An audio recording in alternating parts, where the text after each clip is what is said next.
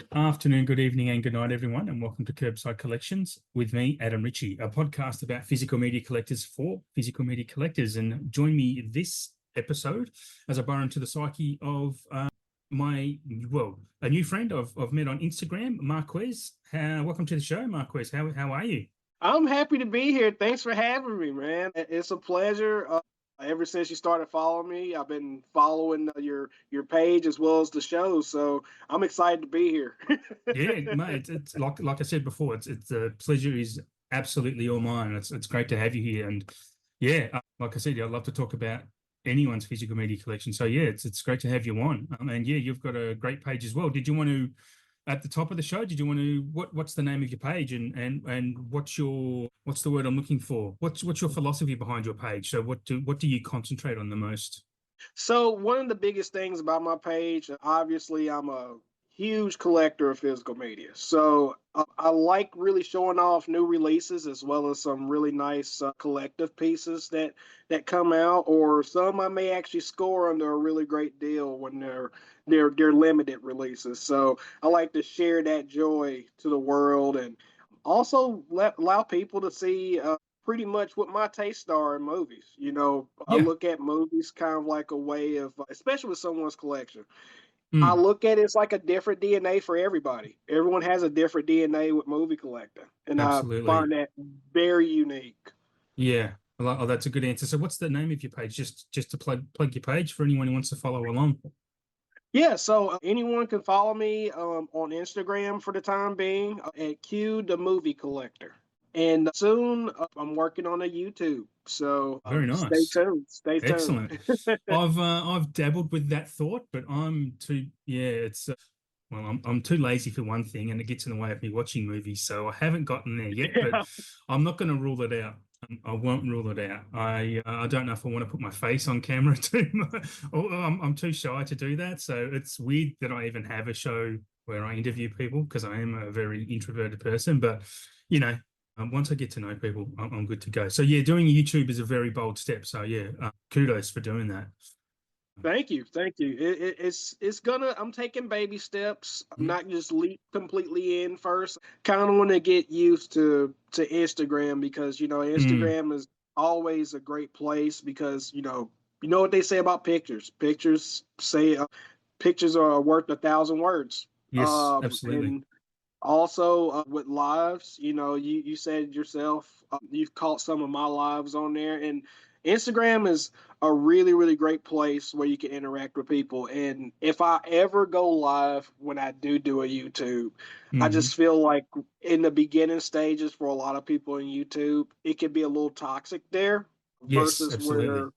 on Instagram is pretty much, everyone is friendly on Instagram. I haven't encountered any negativity so far since being on It's Instagram. it's such a strange phenomenon, isn't it? Because each platform is different, and it's the same people using the same platforms, but they feel the personalities are different on each.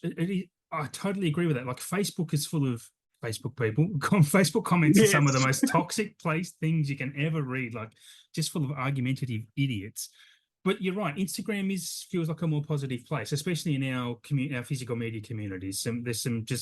I've made some great friends since I began this journey and I've only been doing it for 5 or 6 months. Honestly, it's been yeah, and obviously yourself included. So yeah, it's a Yeah. very strange phenomenon. Each platform has its own personality type. It's very strange. So yeah, YouTube can be a horrible place as well. But anyway, so I'd always like to ask at the top of the show before we get into the questions, so just so you can tell the people, it might be obvious to some people, but what part of the world you're from? Because with that awesome accent you have. So yeah. So first and foremost, I am in the United States. More specifically, I'm in Huntsville, Alabama. Which, if you're not wise to knowing about Huntsville, Alabama, it is also entitled. It's called the Rocket City, mainly because, and I'll give you a little bit of history here. So it's not a whole lot of history, but fun fact: there is a movie that was made in the '80s here that's called Space Camp. It was actually filmed at the U.S. Space and Rocket Center here in Huntsville, Oh, Alabama. right. Okay. So it's we've got some history with rockets. We build rockets and we send things into space. So that's one of the great things about this city. That's yeah, that's cool. That's actually really cool. Are you involved in that industry at all, or no? Not not really. You know, history has never been like a huge thing with me, especially here in town. You know, Hmm. but you know the thing is that our city has never really been like a United States monumental city. You know, much Right. like you got your big cities like New York City, you've got Los Angeles, California, you have Mm. Dallas, Texas. Huntsville's not really that well known, but it's a nice city, and I want to say I think around 2 or 3 years ago it was named the number one place to live in Oh, the United wow. States. That's Yeah. awesome. I had heard of Huntsville when you said that's where you were from before we started recording. Obviously, I've only heard of Huntsville, Alabama because of movies I've watched, obviously. So that's, you just hear it. It's Yes. either someone mentions it, I can't name a movie right now that has mentioned it, but I've definitely heard it more than a few times. Maybe Thelma Oh and yeah. Louise? I don't know. I've Um, got one for you. I've got one okay. for you. Okay. Have you ever seen Captain Marvel? Yes, of course. Yeah, yeah, You remember Samuel L. Jackson said his character Nick Fury said that yeah. he was stationed at Yeah. Huntsville. the Rocket Center in Huntsville, Alabama. Beautiful. Yep, absolutely. Yeah. Yes. Yeah. Yeah. See, now you say that, I'm like, yeah, of course, did absolutely hear it in there. Yeah, definitely. Yeah, that's cool. I like that. I like that. Yeah, that's awesome. Well, I'll guess on with the real questions that we're here. I loved hearing all Yeah. that. Why do you collect? Why do you collect physical movies with so many streaming options? So that's a really, really great question. I've got a very I don't want to I want to draw out the answer too long, but it's a very, very great question. So just to start from the beginning, I've kind of been secretly collecting movies ever since I was maybe I want to say maybe 12, maybe 13 years old. Back in those days, I used to always go to the Walmarts here and Mhm. buy VHSs like crazy. I bought VHSs like crazy at it's now a defunct retailer that was called Suncoast. A lot of people that's Okay. listening would definitely know what Suncoast is. I used to buy a lot of VHSs then. I don't have them as I grown older. We've lost all that stuff, but and then when I became an adult, are you familiar with a retailer here that's called GameStop? Yes, yes. I know a lot about GameStop because of obviously Yes. the stock market fiasco and the movie. Yes. Yeah, yeah, yeah. Absolutely. So about maybe I think it was like maybe it's been about maybe 15 years ago. They did have like a branching off of a company that they created that was called Movie Stop. Hmm. And there were movie stops scattered all across the country. We had, I want to say, one here in Huntsville. And man, I used to visit there all the time. I would spend literally hours. I mean, hours upon Yeah, hours going up and down the aisles. that's They great. had tons of new and used physical media, Mhm. and then you could actually go and request them to order something. So then I had built up a collection of around, if my memory serves me correct, I want to say around maybe 800 DVDs at that time. I no longer have them, Oh, but really? yeah, I Is no it? longer have them. But and then every time I lost a collection, which that collection was lost due to a our house collapsing, which was a while back. Oh, And then I started back recollecting again. I want to say maybe 2 years ago. So okay. in a very weird and strange way, collecting has always been a part of my life with physical media. Yeah. I've been there for every disc format. I Yep. can't say tape format, but Hmm. and to go further into your other end of your question, what I really love collecting, I'm a big fan of boutique labels. I Ah, love I love chunky box sets. that's I'm okay. We'll have a bit to I'm talk about not this. overly biased towards them, but I really love chunky box sets. Yeah. I've Oh, really become a fan of collecting those. yeah. It's great to meet a fellow box set fan because I love box sets. I will wait if I know there's going to be a trilogy in a movie set in a set of movies. I will wait for a box set to come. And Yes. where I can't wait, if a box set later comes, I will. If it's a nice big one, yeah, I will absolutely hunt Mhm. it down and try and grab it. Yeah. Yeah, one of my favorites that I actually picked up, I want to say the later part of last year, and I waited a whole month until it officially came out. And that was the Mad Max 5 film collection. Ah, yeah, yeah. And Furiosa came out, I think, in August, but then they were promoting saying that this 5 film collection was going to come out in September. So I said, you know Hmm. what? I'm just going to wait for it. I don't Yep. own the first 3 Mad Max films in 4K. I Mm, don't. I did have Fury Road, but I didn't buy Furiosa. So I said, well, I could just give my Mad Max Fury Road to a family member, and then I'll yep. just have it again in this collection. So that's one of my favorites when we talk about box sets. That's like one of my favorites that I've got.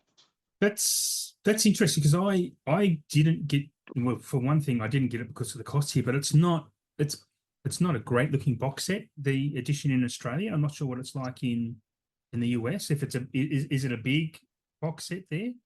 Yeah. So here, I've got it right here. This is why I like my position where I'm sitting. Because normally when I do my lives, I'm like right there front and center with my Mm, collection. So this is it here. okay. This is it here. Now I do have an interesting story about it. This and it's a good story. When I played the first Mad Max, because it has like this funky, I mean, it's really cool. It's got the magnetics here, and you can open it up, and I mean, it's really nice and it's beautiful. But as you can see, Oh, there's your Achilles heel right there. yeah, in the cardboard. Yeah, Yes, and I yeah. really dislike that That's horrible. because it's horrible to slide those out. You're getting fingerprints. And so last week I was going to attempt to watch Furiosa for the first time. I took the disc out. It was a struggle. It was covered in glue. When I Oh, wiped the glue wow. away, there was rust on the disc, so I immediately wrote Warner Brothers an email, Yep. and my replacement disc should be here, I think, either Monday or Tuesday. It Oh, was a that's great. fast turnaround. That's really Yeah. good. That's really good. I think it's the same package we have in Australia, but yeah, like I said, I haven't got, well, I'm not sure what it costs you in America, but it's $180 here in Australia, which is Oh uh, wow. it's about 40 cents American at the moment. Our dollar has tanked, but just out of my own curiosity, how much is it in America? Like, When I bought it on release date, I want to say I purchased mine for $100. It was a hundred okay, dollars American. okay, Um, that's and about right with the conversion rate, though, yeah, to be honest. Yeah. Okay. It's an expensive set, but yeah, I because I got the I have the first three on in a Blu-ray box in just a little like a normal size yeah, box MRA case. yeah. So I didn't upgrade them. I did get Furiosa in a steelbook and I have Fury Road just in a regular 4K, but so I didn't bother upgrading them because I have them. And for $180, yeah, it's not worth that price at the moment. So Yeah, it's worth waiting for a sale. If you hmm, decide you want to go after that, it's well worth waiting on a sale. Or if they change the box style. Like I yeah. prefer things if I'm gonna do something, like give me something like this, something simple Yeah, as this, but put it in a nice box, like the just an John MRA Wick case, collection. yeah. Yeah, Yeah, you I get to, have I have lots of those as well. But I like looking behind you. I don't know people can't obviously see this, but you have similar to me yeah. your box set sitting on top of your actual shelves where you store the movies. So when you said you love boutique labels, what are your what are you are you a fan of the most? What labels are you a Oh, fan of? Because you have you're okay. spoiled for choice in the US. We don't get a lot of that. So Yeah, yeah. So, and that's going to come back to a question I'm going to have for you too. So my favorite right now at the moment that I love to collect, and probably it's not the most that I have, but my favorite boutique label as of now is Arrow Video. Love well, Arrow Video. They are absolutely amazing. They mhm. do very great transfers, and the packaging is incredible. Like for example, you've got the simple stuff, like you got your Yes, normal I box want that. style. So we didn't get that.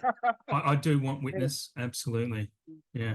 which I didn't think that The Witness would actually go out of print as fast as it did, which I Yeah, was happy I got this when I did. So you got simplistic like this, but then they'll every now and then they'll change up and do something spectacular like Crimson Crimson Peak. Peak, Yep, yep. which is not their traditional way of doing things. Oh, I didn't know Um, that. So yeah, there's I held off from buying that Crimson Peak because I own the Blu-ray, and it's not a movie I will watch a heap of times. But yeah, yeah. that's a lovely looking box set. Yeah. And then they have where they'll do a style very much, and this is my grail. Okay, this is one of my grails. Okay. Yeah, the Where Bruce Lee box set. Yep. they would do the Bruce Lee Yeah, that is a fatty. ordeal. That's the type of box set I love. Yeah. Yeah, Yeah. and they've got all the movies and posters, the big book. Mm, That this is my grail. If I had to say if I had a grail of anything in my collection as of yet, this is one of my grails, wow. That's definitely. cool. I like that. That's a good choice. Uh, So are there any other labels that you're into? oh yeah. Um, So behind me here, and I don't know if you know of this label or not. This one is very much American, but I do know they do ship international. So yes, it is. It's yeah. Vinegar Yeah. Syndrome. Yeah. So there's Vinegar Syndrome. I've got like my collection is broken down by sections when it comes to my boutiques. I've got my Uh-huh. Arrow. There's Vinegar Syndrome behind me. I've got Scream Factory, which Ah, is yes. right here, and then there's some more Scream Factory on the top there. I've got Criterion Collection, Mm-hmm. and I don't know if you saw my new post today, but my Kino Lorber collection is getting up there now. Kino So Lorber. I mean, I love Kino. Look, I love Arrow and Kino are my two favorites, and for very yeah, different reasons. Because like you were talking about with Arrow, and sorry to butt in, but Arrow, because of the lovely box sets that they do, or just the nice fat cases, and they're very presented very well. But I love Kino. Sorry, Arrow do great transfers, and so do Kino. But Kino, I love for their yeah, simplicity. They will just give you the movie in the best quality they can give it to you in, and it's not just what they release. It's the titles they're choosing to release is just yes, amazing. The way they're delving into just these eclectic 90s titles that you never would have thought would have had a release is I love what Kino are doing. yes. This is when you said that, that made me think of this Yes, because this one is one of the newer ones. I have that on the So, way. Yeah, I've actually ordered that. That'll come with a couple of others I've got. Yeah. but yeah, Kino, they are That kind was of like the best bang for your buck brand. That's what I yes. like to Yes, call them. They're absolutely. like the best bang for your buck because, like you said, they make it simple. They give you the Mm, movie in 4K. They give you a Blu-ray with it as well, which is something Arrow doesn't do anymore. mm. Arrow does not No. include the Blu-ray anymore, but That's becoming the Blu-ray. yeah. For the most part, I think that's becoming the new normal with that to not include because costs are actually so high production wise. And Yeah. so the Blu-ray actually adds. So the fact that Kino is still doing it is interesting, actually.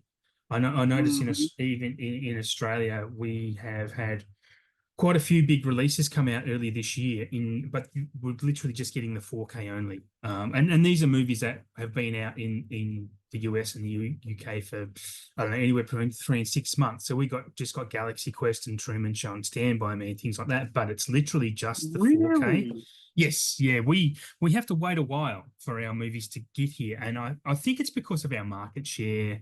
I mean, I'm only just speculating, but there's probably a lot of reasons behind it. I think market share would be a big one. You know, we don't get Disney movies at all anymore, right? Like Disney pulled out of Australia Yeah, last year. Yeah. I know about Disney, and my question also is, you guys don't really get Sony there, neither, do you? I know we get Sony. Yeah, yeah. Oh, okay, So okay, okay, we don't get what Sony is doing for Disney Fox. We don't get those. So that's literally North gotcha. America only. But we'll get regular Sony releases, yes, but not what. Yeah, Okay, not the new deal. So if you want everyone in Australia, every time a big release comes out, invariably on the forums you'll get, when's this coming to Australia? It's like, it's not, it's Disney, it's Fox, it's Deadpool and Wolverine was a big one. Alien yeah, Romulus, another big one. So we haven't had a Galaxy Guardian. Guardians of the Galaxy 3 was the last Disney/Fox release in Australia on physical. Wow. Yeah. So we won't get the rest of the avatars, and obviously when you import or you pay through people who do import and have local online stores in Australia, you pay quite a bit. You pay you have to want and love the film to bother doing it, I think. Yeah, It's becoming a very expensive So hobby. one of the things that's really shocking about when you told me who your favorites were, I'm surprised I didn't hear Umbrella pop up as one of your favorites. I can Shocked by that. yeah. Just because they're Australian, Yeah. some stuff they release is great. Like, I love what they do. I love that they upgrade. We get a lot of 4K Asian cinema. I like my Asian cinema quite a bit. I'm actually halfway through watching one today, and it's great. Zatoichi, the Blind Swordsman. I don't know if you've seen it or heard of that, but my God, it's so good. I'm halfway through. But yeah, I love that Umbrella do that, but they also release a lot of just stuff I don't care about. They release some random weird stuff, and I just go, I do have a lot of Umbrella titles because I'll pick them up on sale and whatnot, but yeah, I don't go out of my way, honestly. Yeah. And then we've got go ahead, I'm sorry. No. I was going to mention Imprint, but we can mention Imprint. So what's your take on Umbrella?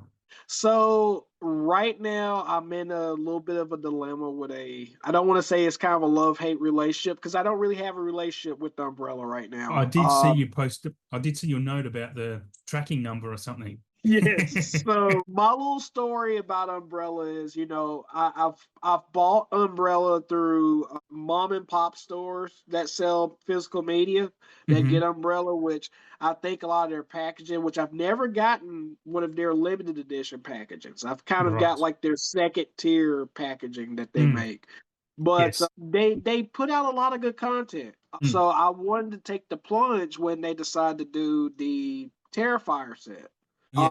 That has the what's it called, the Art Attack set. So back when they first put up for pre-orders for that back in October, I went and pre-ordered it right away. I pre-ordered it, and I also pre-ordered the Super Mario Brothers 1-Up edition. I also pre-ordered that as well. And so at the time they said, you pre-order now, we'll make sure to have this out to you before Christmas, which I understand, hype goes into effect. I know a lot of things happen where they get some unexpected amounts of people pre-ordering things, and which I can understand things happen. But throughout the month of December, there were a number of people that were receiving their packages. And these weren't people in Australia. These were people in the States that got the exact same thing that I did. And still, I said, I'll be patient. I even sent them an email, and they said, well, we're sorry. We're running behind schedule. We'll be sure to let you know when. So fast forward now, I'm seeing every single day, everyone's posting that they've got that Art Attack set. And I have yet to this very moment have gotten a shipping notification. Have you logged into your account and seen if it's been shipped? Yeah, it still says that it is, what is the word? It is unfulfilled. It's saying that it's unfulfilled. You should email them. Absolutely. If you haven't, absolutely email them because they're pretty good with their customer service. It's Sunday here, so you might get an answer tomorrow. Okay. Yeah, I would email them and say, I'm seeing everyone's getting this. Where's mine? Yeah. Yeah. They'll probably say, I'm experiencing a little bit of FOMO at the moment, so I really want that. I get that too because I order my arrows mostly from the UK, directly from the Arrow website because they're the same region as us, so I don't get the US ones generally. Yeah, and I see people getting theirs, and because of obviously postage, so I'm like, just hurry up. Like, I want mine too, right? So, and then you get all the influencers who are the big Instagram pages. They get theirs like 2 weeks before anyone else, so they can advertise for them. So, yeah, One day we'll get to that status, Marcus. Yeah, we'll get there. So, we'll get the freebies. Yeah, I mean, you mentioned Imprint. Yes, I can see your never-ending story there. Is that story? Yeah. So yes, it is. Is it the only thing you've ever gotten from them, or do you have anything else from Imprint? Actually, no. What's the other one that I have from Imprint? I think there's that one, and then there's also I've got one other one from Imprint. That is the Suspiria remake. Oh, I yeah. have Okay. that. Wow. I don't have a lot of imprint. I'm trying to grow into really liking imprint, which they're incredible. I love Yeah. imprint. From the Yeah. two that I have right now, I love them. I know that is it Viavision, Yes. a sub Yeah. company of them. I've got a few Uh, Viavisions. Imprint is the sub of Viavision, basically. Okay, So okay, Imprint is okay, their boutique arm of Viavision. Yeah. Yeah. So gotcha. yeah, I And think I've got a few Viavisions. yeah, I think Viavision, I'm probably wrong here, but they concentrate a lot on the TV side of things. They have a lot of really old TV shows they're starting to bring out, which is, I think it's great, but it's also odd because there's a Yes. lot of old TV stuff that I like because, I'm, you know, old enough. I'm approaching middle age, depending on what your definition of middle age is. But yeah, I've seen a lot of old 80s and 80s and 90s shows, and also stuff that used to be on TV all the time in the 80s, 90s, like Bewitched and I Dream of Jeannie and some British Yes. comedies and whatnot. Yeah. That's right. They just put out that brand spanking new Bewitched collection. Mm, I remember seeing that. yeah. Orbit DVD just got that in stock not too long ago. Ah, yes. Okay. Yeah, yeah. I Yeah. mean, I prefer Viavision / Imprint to Umbrella. Would be my preferred over those two because it's just the costings that bother me with them, to be honest. The Yeah. costings, yeah, because you get. I don't know if you've listened to any episodes of this show, but I do another fortnightly or monthly show with another mate where we basically talk about our own collections and what's coming from the boutique labels. Hmm. And there's just this running gag between us that I hate art cards. They charge you an extra $10 and they chuck in an art card, which is a picture. I'm actually going to get merch made from this, to be honest, because it's just That's awesome. I just it's just such a waste of time and money because you put them even. I'll get stuff with art cards and I'm just past the point. I don't even look at them. I just leave them in the case.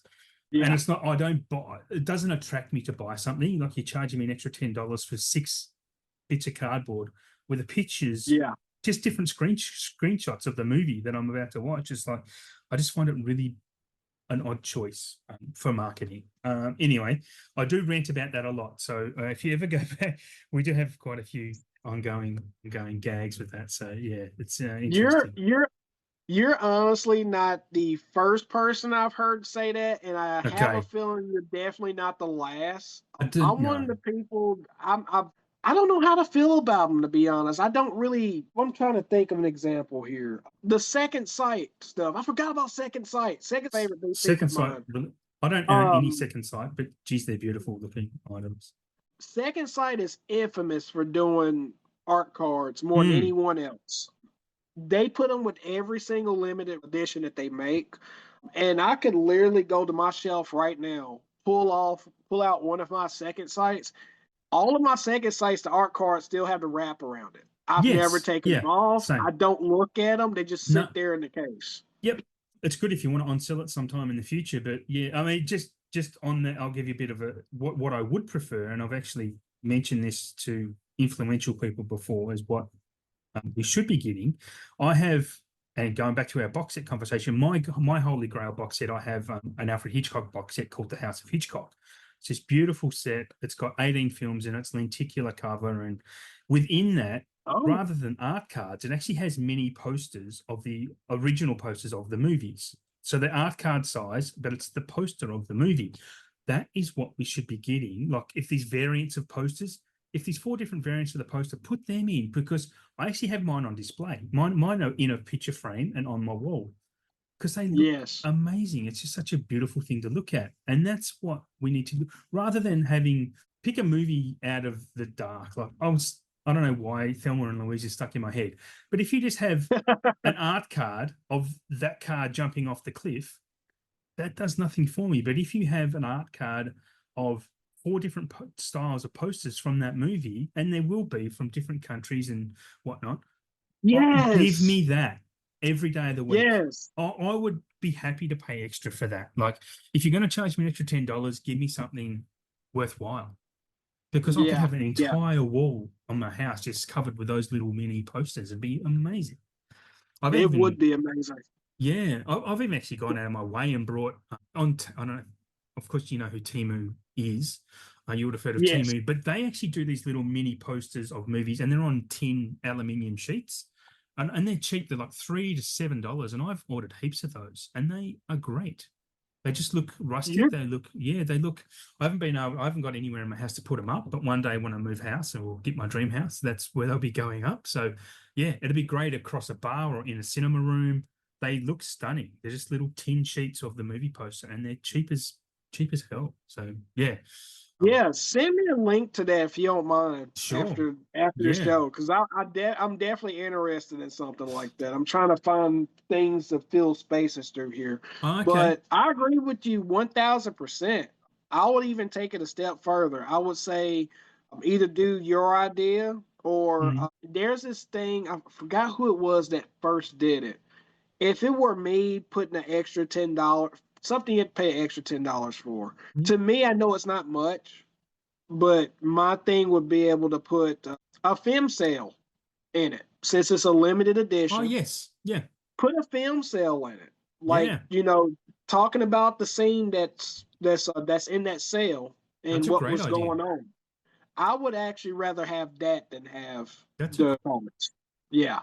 I actually have one box set that has that, which is the Blu-ray was just kind of just beginning, and they released all the Star Wars, well, the first 6 Star Wars on a Blu-ray box set. This was long Yeah. before Disney ever took them over, and within that there's a cell, and it's of Obi and Anakin fighting on Mustafar with the volcanic sand behind them. Really? It looks stunning. Yeah, I should post more about that stuff on my page actually. And by the Yeah, time you you've should heard this, you you should might have call seen it some of these posts. yeah, you should call it pre-Disney. Yeah. Yeah, that'll be good. Before it was well and truly screwed. Yes. Yeah. So I'll get back to, well, we've discussed a lot, but we haven't really discussed much of what I want to discuss, I guess, for lack of a better phrase. But what do you watch on streaming? Do you still watch streaming at all? Or is it a big thing, or Yeah, you? yeah, I still watch streaming. I just for one thing, unless it's like maybe if it's a Netflix exclusive, for example, I'll watch like a movie there. Or Yeah. if it's like in this case, I'll give you a prime example. I've got Smile One, and I Ah, love yes. Smile One, and I don't get to go to the theaters a lot. So when Smile Two went to Paramount Plus, I said, okay, well, wait a minute. Let me go watch Smile 2 there just to see if I want to purchase it on physical media. Great idea. And that's what I normally use streaming for. I use streaming for if I'm going to, go all the way in on a release. Excellent. The Substance is another Ah, movie how yes. we fell in love with it through streaming because it went to here in the States, it went to Mubi under Amazon Prime, Yep. and they had like a 7-day free trial, Ah, and I went and used it and watched The Substance because I wanted to see what the fuss was all about. I was like, man, this is incredible. I'm instantly buying it when it comes to yeah, physical excellent. media. I love that you loved it. So, but yeah, I use streaming for purposes like that, and I also because to me there's really they don't really put documentaries on physical media. So I use streaming for documentaries. I love documentaries. Okay, that's awesome. And I use it for it.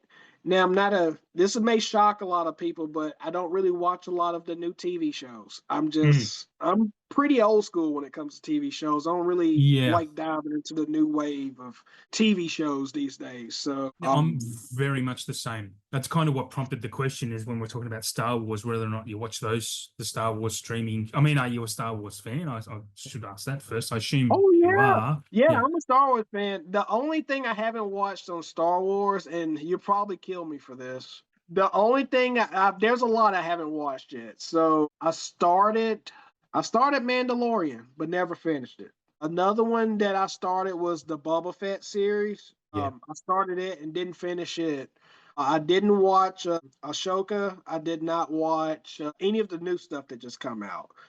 Yep. But I am a Star Wars fan. I just streaming and TV shows has just never really truly been my jam. I just got No, to find time for it. I'm the same. It was, and yeah, I mean, I have some hot takes. I don't know if they're hot takes anymore. I think everyone's starting to agree with me about TV shows and the streaming side of it. But I have watched The Mandalorian. I did watch Boba Fett. I did watch Ahsoka, but I haven't watched pretty much. I watched Andor is fantastic. Season 2 is coming of Andor. That's the only Oh, one I okay. would. That's the only one I would wholeheartedly recommend. Andor, it's amazing. You know what? Now that you mention it, the only one that I did finish, and that's because honestly, I'm a I'm a bit of a Revenge of the Sith fan. Yes, You know, yeah, a lot of people yeah, don't like the prequels, but I love Revenge of the Sith. Hold on, just one moment. sure. A lot of people, a lot of people don't like those prequels at all. But me, I enjoyed the prequels. I'm not Yeah. a massive fan for it. You know, Mm. my heart and soul is with the original three. But I really loved Revenge of the Sith. And when they did the gosh, what did they call that show, that limited series? What did they call it? The Obi-Wan series. Oh yeah, yeah, yeah, sure. Yes. I watched the entire Yes, Obi-Wan sorry. series. I forgot that And existed, but yeah, I watched that as well.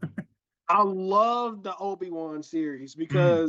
because of me being a big fan of Revenge of the Sith and Yeah. loving Ewan McGregor's performance Yeah, as he's really Obi-Wan, good. as a younger Obi-Wan. But I did finish that one. Yes. No, I actually enjoyed Obi-Wan. I had a point I was going to make there, but I can't remember what it was. It doesn't matter. It probably doesn't matter. It'll probably come into my head later down the track.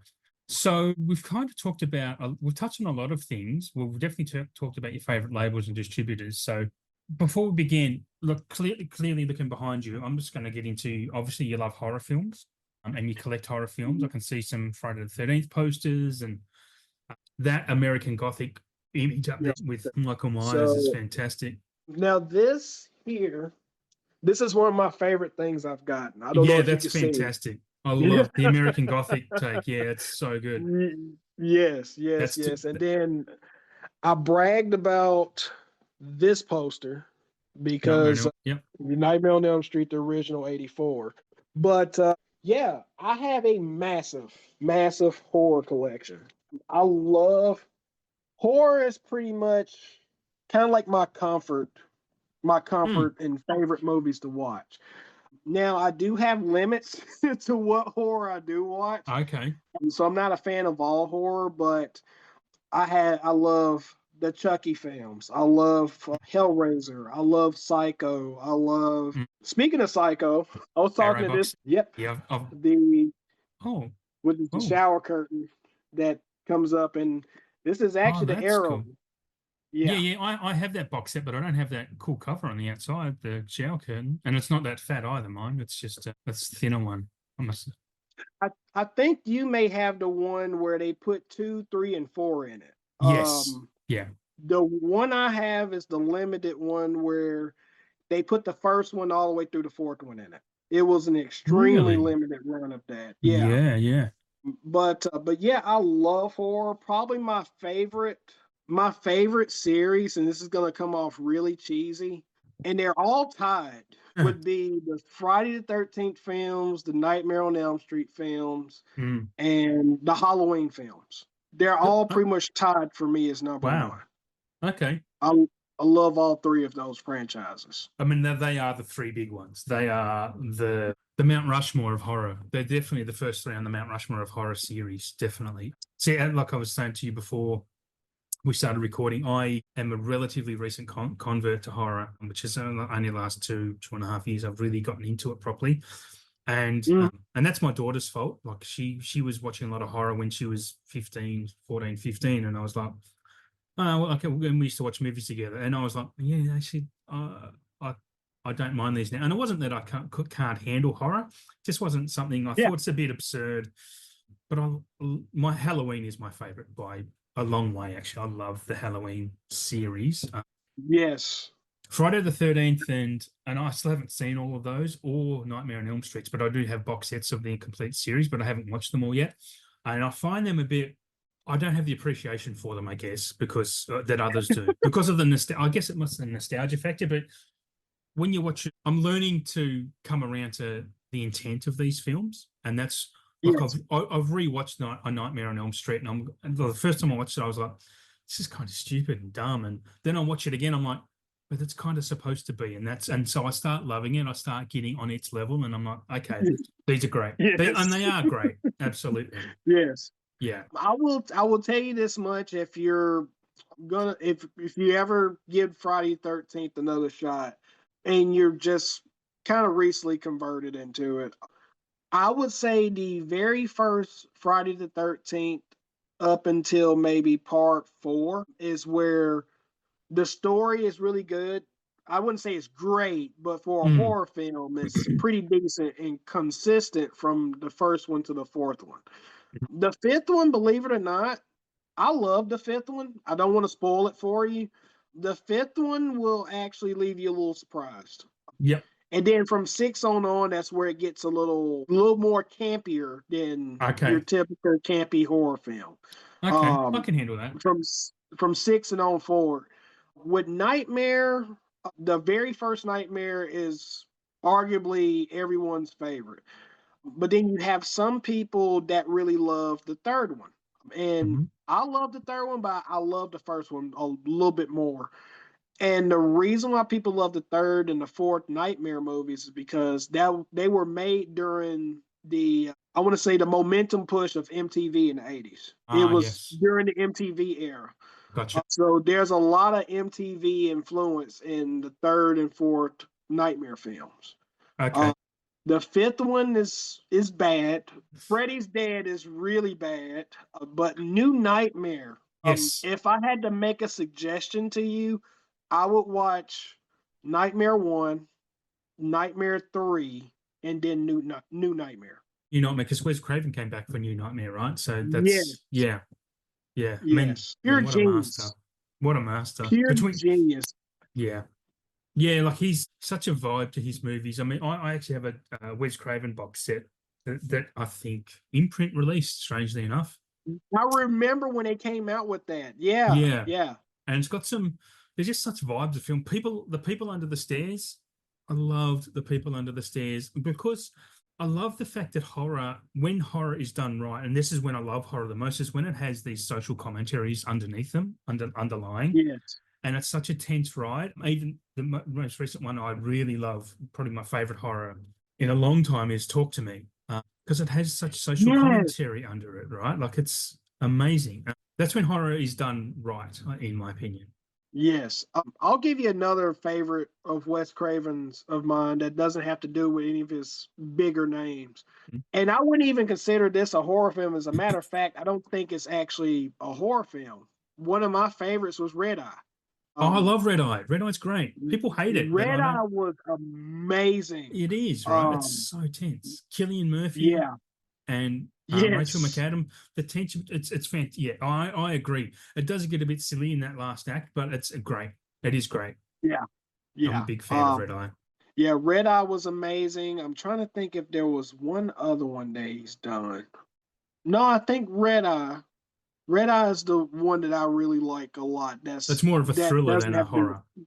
Yes, Yeah, yes, yes. yeah, there is a difference. And surprisingly enough, I've had People Under the Stairs on 4K for over a year, Okay, and I haven't watched that yet, that copy yet, but I've okay. seen it. I've seen it before, but Yeah, yeah, I yeah. understand exactly where you're coming from when you said Mm, that it had that underlying with the themes that they were presenting in that. absolutely. Yeah. Talk to Me, Midsummer. I don't know if you've ever seen Midsummer. I have, Um, but it was a while back. It's something I need to see again. Yes. yeah, Midsummer is really good, and I'll recommend. This is one I'll recommend to you if you ever get a chance to watch it. This movie here. Oh yeah, I've seen It's a Odyssey. Blu-ray. I watched Are Odyssey. you Well, seen it would have been Odyssey? last year. Yeah, yeah. I probably wasn't paying Yeah, enough attention. I did like it, but I do need to pay more attention to it. That's something I probably need to pick up on Blu-ray one day. I'll see it on sale and grab it. yeah. Odyssey was really good. And see, I get into some of the newer stuff, but not all of it. I Mm, don't really. I don't really like a lot of the romantic comedy elements they're throwing in a lot of horror movies these days. I could care less for mm. that. Okay.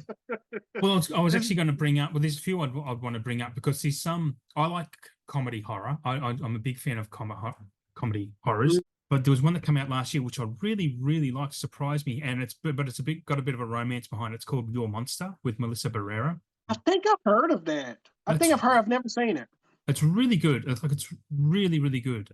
it's probably less of a horror than anything else. It's definitely got some horror elements, but it was just a really fun movie. And Melissa Barrera is a fantastic actress, actually. But are you into the comedy horror side of it? Do you? A little bit of it. I will probably say the closest thing I've ever encountered with comedy horror will probably be the Chucky films. I know Okay.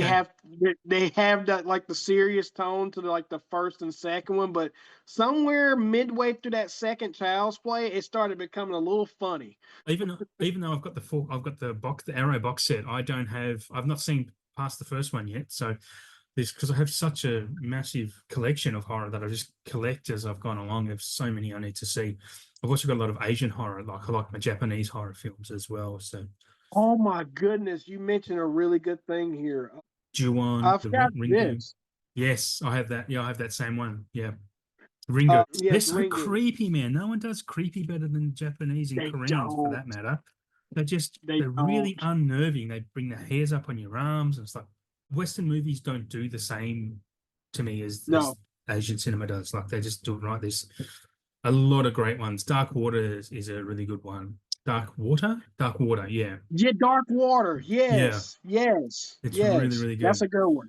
Yeah. For comedy My, horror though, I wanted to get your opinion on whether, because I love Ready or Not. Ready or Not was just one of my it's you actually probably remember that? one of my favorite Yes, I movies remember ever. Radio. Now that was a good one. Yeah, yeah. Ready or Not's great. And last year the same directors did Abigail. And I really enjoyed Abigail as well. Not sure if you've seen Abigail Abigail. was fantastic. Yeah, it's so It much was fun. fantastic. It really was. I love the twist at the end. I don't want to spoil it for people, but I Mm, love the twist at the end. The yeah, twist at the yeah, end was yeah. amazing. Yeah. It's just it's whoever Bettinelli Gilpin and I can't remember the other guy, but they also did the recent Scream reboots as well, and Yes. I did not like the recent Scream reboots, not nearly as much as other people. So, and I know I'm a big fan of the first Scream series, like the originals. They're probably the best horror movies ever. Actually, I think they're fantastic. Yeah. Yeah, they fit into what I like to call, and I know this is going to sound very cliche to what they call the Scream movies, but they're pretty much meta. They are meta kind Yes. of Oh, yeah, movies. yeah. Absolutely. They kind of, it Um, was probably one of the first movies that ever introduced meta-ness, I think, to yes, any type of film, any type of genre, actually. I mean, you've yes, got Jamie Kennedy there pretty much narrating the entire film. And, and now that I've watched more horror, I get the references better than, even though I loved Scream when it first came out, now I watch it because I've seen Scream. I reckon I've seen Scream 20 times, and it's just yeah. never gets old. But even now, because I understand the references better, yeah, it's brilliant. It's such a clever film. It's not just scary, funny, and whatnot. It's actually very clever. And you bring up a good point about your favorites in the Scream franchise. The ones you like the most are the ones that Wes Craven was a part Yes, of. absolutely. Yeah. Unfortunately, when he passed, other Mm, people picked up the franchise and just mm. kind of did their own thing with it. But yeah, all of those movies are great. The last two movies, I'll agree with you. They're not my favorites in the No, franchise. They're just no. not. They're just not at all. There's too much Um, silliness in them. I think too much. There's a thing I like to call. What do I call it? I can't think of the phrase. It's just the bullshitter meter. Like I know horror films have a lot of bullshit. Like there's a lot of convenience and a lot of you know just stuff that is just completely beyond logic or physics. But these Scream yeah, movies just don't. It'd be more fun if they leant into that a bit more because they do it, but it's yeah, just not handled very well. Anyway, it's a shame because I yeah, don't know whether that's because these directors they did Ready or Not and they did Abigail, who two films I really really like or love. I yeah. think the studio influence on those most recent Scream films. That's why they're not as good. I mean, I've got friends who love those movies, and I don't understand why, but they do, so that's good. But yeah, Yeah. it's okay. But yeah, it's one of the things that I would honestly say about the Scream franchise that I felt like they went wrong with that was basically making one of the girls be Billy Loomis's Yes, daughter or something. offspring. Yeah, yeah, yeah. Yeah, Yeah, oh yeah, and that's why I hated six because they have Billy Loomis like the Obi-Wan Kenobi saying yeah, go to Dagobah. That's so yeah, fucking stupid. It's just dumb, and it really takes me out of the movie. I'm like, this is just it's mental, mental for lack Yeah, of a better word. Yeah, and Wes Craven never introduced any supernatural elements with no, that franchise, so that had mm, no reason being in those movies. yes, they're grounded in reality. That's why they were scary, because it's like these people are just kind of minding their business and they get slayed by Ghostface or two. Yeah. And it is a grounded in reality to a certain degree. Where yeah, these modern ones are. That's probably what I was trying to talk about the bullshit meter before. Like there's a lack of I'm about to start using that bullshit meter. yeah, it's just annoying. Like it just you can tolerate a certain bit, but if it hits that red line, it's like that's too much. It's just too much. Um, Yeah. I have a question for you with the horror franchise. I wanted to get your quick opinion on it. How do you feel about found footage movies? That's a really good question. That is a really good question because I'll start from here. I get motion sick really easily. If I game, I can't play video games like Call of Duty and those type of things because with the movement of I get really motion sick. Yeah. So my first experience with that was obviously Blair Witch in the cinema, and I had to walk out. Oh Um, wow. yeah, I couldn't handle it. I was going to throw up. Even in the most recent Avatar 2 movie, when I was in the cinema at about because it's 3 hours movie, at about the 2 hour mark, I was starting to feel really nauseous just with the 3D and whatnot. So if I watch them again, I won't watch the 3D, but I was basically sitting there not watching the last hour because I was just feeling so nauseous. I thought I was going to throw up or pass out or Yeah. something. So with found footage, if it's stagnant, Cam, I like Chronicle because hang on, not Chronicle. Well, Chronicle is a different one. Cloverfield Lane, Cloverfield, not Cloverfield Lane, Cloverfield. Those I always mix those franchises up. 10 Cloverfield Lane is fantastic, actually, by the way. But Cloverfield, I liked, but it's hard for me to watch. Something like Paranormal Activity, I actually really enjoyed that. I've only seen the first one. Yeah. But otherwise, that's about my limit on those. I do own the Hill House collection, but I haven't watched any of those yet. Those are really good. I will tell you this. It sounds like to me you can't deal with the handheld The shaky, camera footage. the Yeah, the constant shaky shaky cam, camera footage. it's so, yeah, can't. In Paranormal Activity, they basically have mounted cameras, so it's Yes, that's basically you're right. seeing stuff from Yeah. the different cameras. Mm. I'm trying to think of another one that's like that Well, The that I Visit, think you might the enjoy. Shyamalan movie, The Visit, I can handle that. I really like The Visit. That was good. I Yeah, actually enjoyed The Visit. I watched yeah, it for the first time when Kino put it out, when I got yes. the Kino release to it. Okay. That was Yep. really good. Yeah, it is great. I'm a Shyamalan defender. I think you've just got to be on his level when you watch his movies. He's very strange and deliberately so. So, yeah. I mean, I like Old. I thought Old was really good. So things like I that. like all here. Here's the thing. I love all of M. Night Shyamalan's movies except for one. Avatar. No, no, no. The only one I do not like is the last movie he come out with, which was Trap. I was Oh, not didn't a you like fan. Trap? I really like Trap. I was a big Yeah. fan of that. Yeah, I thought that was bonkers. I mean, talk about bullshit meter.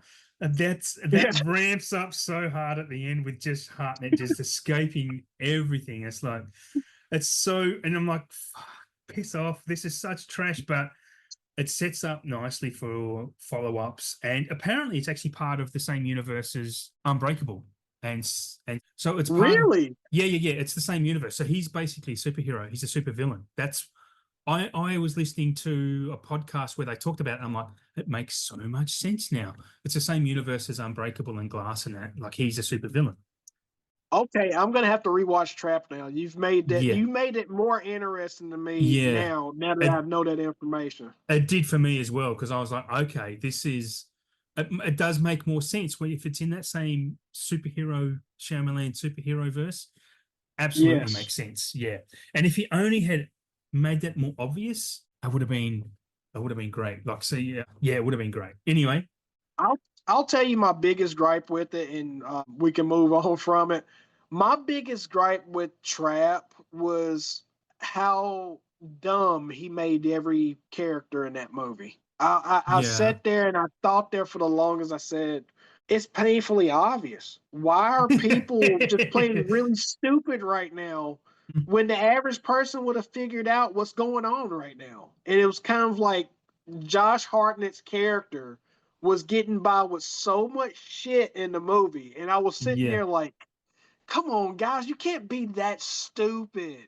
You know, you have normal Yes. stupid, but then you have like just comedic stupidity. And it's Yeah. like just like Yeah. the security guard. The security guard, like, you know, he's like, yeah, yeah, here's a shirt for your little girl, Mm. and yeah, and then all of a sudden he sits there, he takes the key away, and I'm sitting there wondering, thinking to myself, surely enough, he's gonna report that his key is stolen, right? Yeah. No, he Yeah. does not report it. Yeah.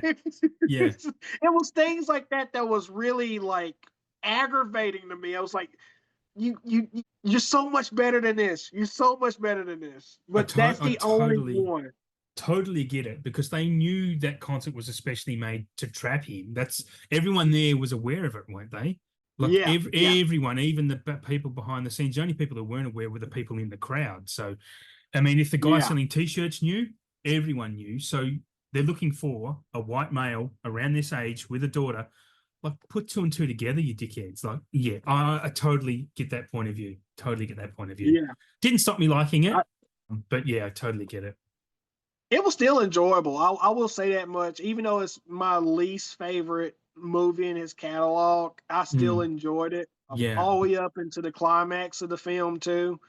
I did enjoy it for the most part. I loved it for the very tense situations that they created in that movie. If Yeah, that yeah. means anything, he's a really good director that creates great Yeah. tension in his movies. Yeah, yeah, I agree. It's incredible. I think he deserves a lot more credit than he gets, Shyamalan, to be honest. I Yeah, mean, he's not for everyone. I get it, but yeah, I think in years to come he'll be seen as quite a master, actually. yeah. Yeah. So, I mean, we've digressed quite a bit from the physical media side of things. So it's not I'll get back to some of these questions. So what's the best transfer you think you won? What's something that you think is just Oh beautiful to see? man, It's sound or sight. that is such a loaded question. It's a really great loaded question. Oh my gosh. What could be my favorite that I've seen so far? There's so many of them that come to mind. I can tell you one right off the bat because there was one that immediately popped into my head when you asked that question. That Mhm. would be Vinegar Syndrome's Roadhouse. Interesting. Roadhouse looked amazing. It's Ah, probably by far one of the best transfers I have ever seen. that's Another one would have to be, I'm trying to think of one that has both the picture and the sound, which Roadhouse sounded good, but it wasn't like blow me away sound. I would probably say picture and sound combined. That's tough. That is really tough. I would probably go on a whim and say the original Alien. okay. Yeah, That one looked outstanding. Again, another really great transfer. But my goodness, the Atmos in that yeah, transfer was amazing too. that's Uh, great.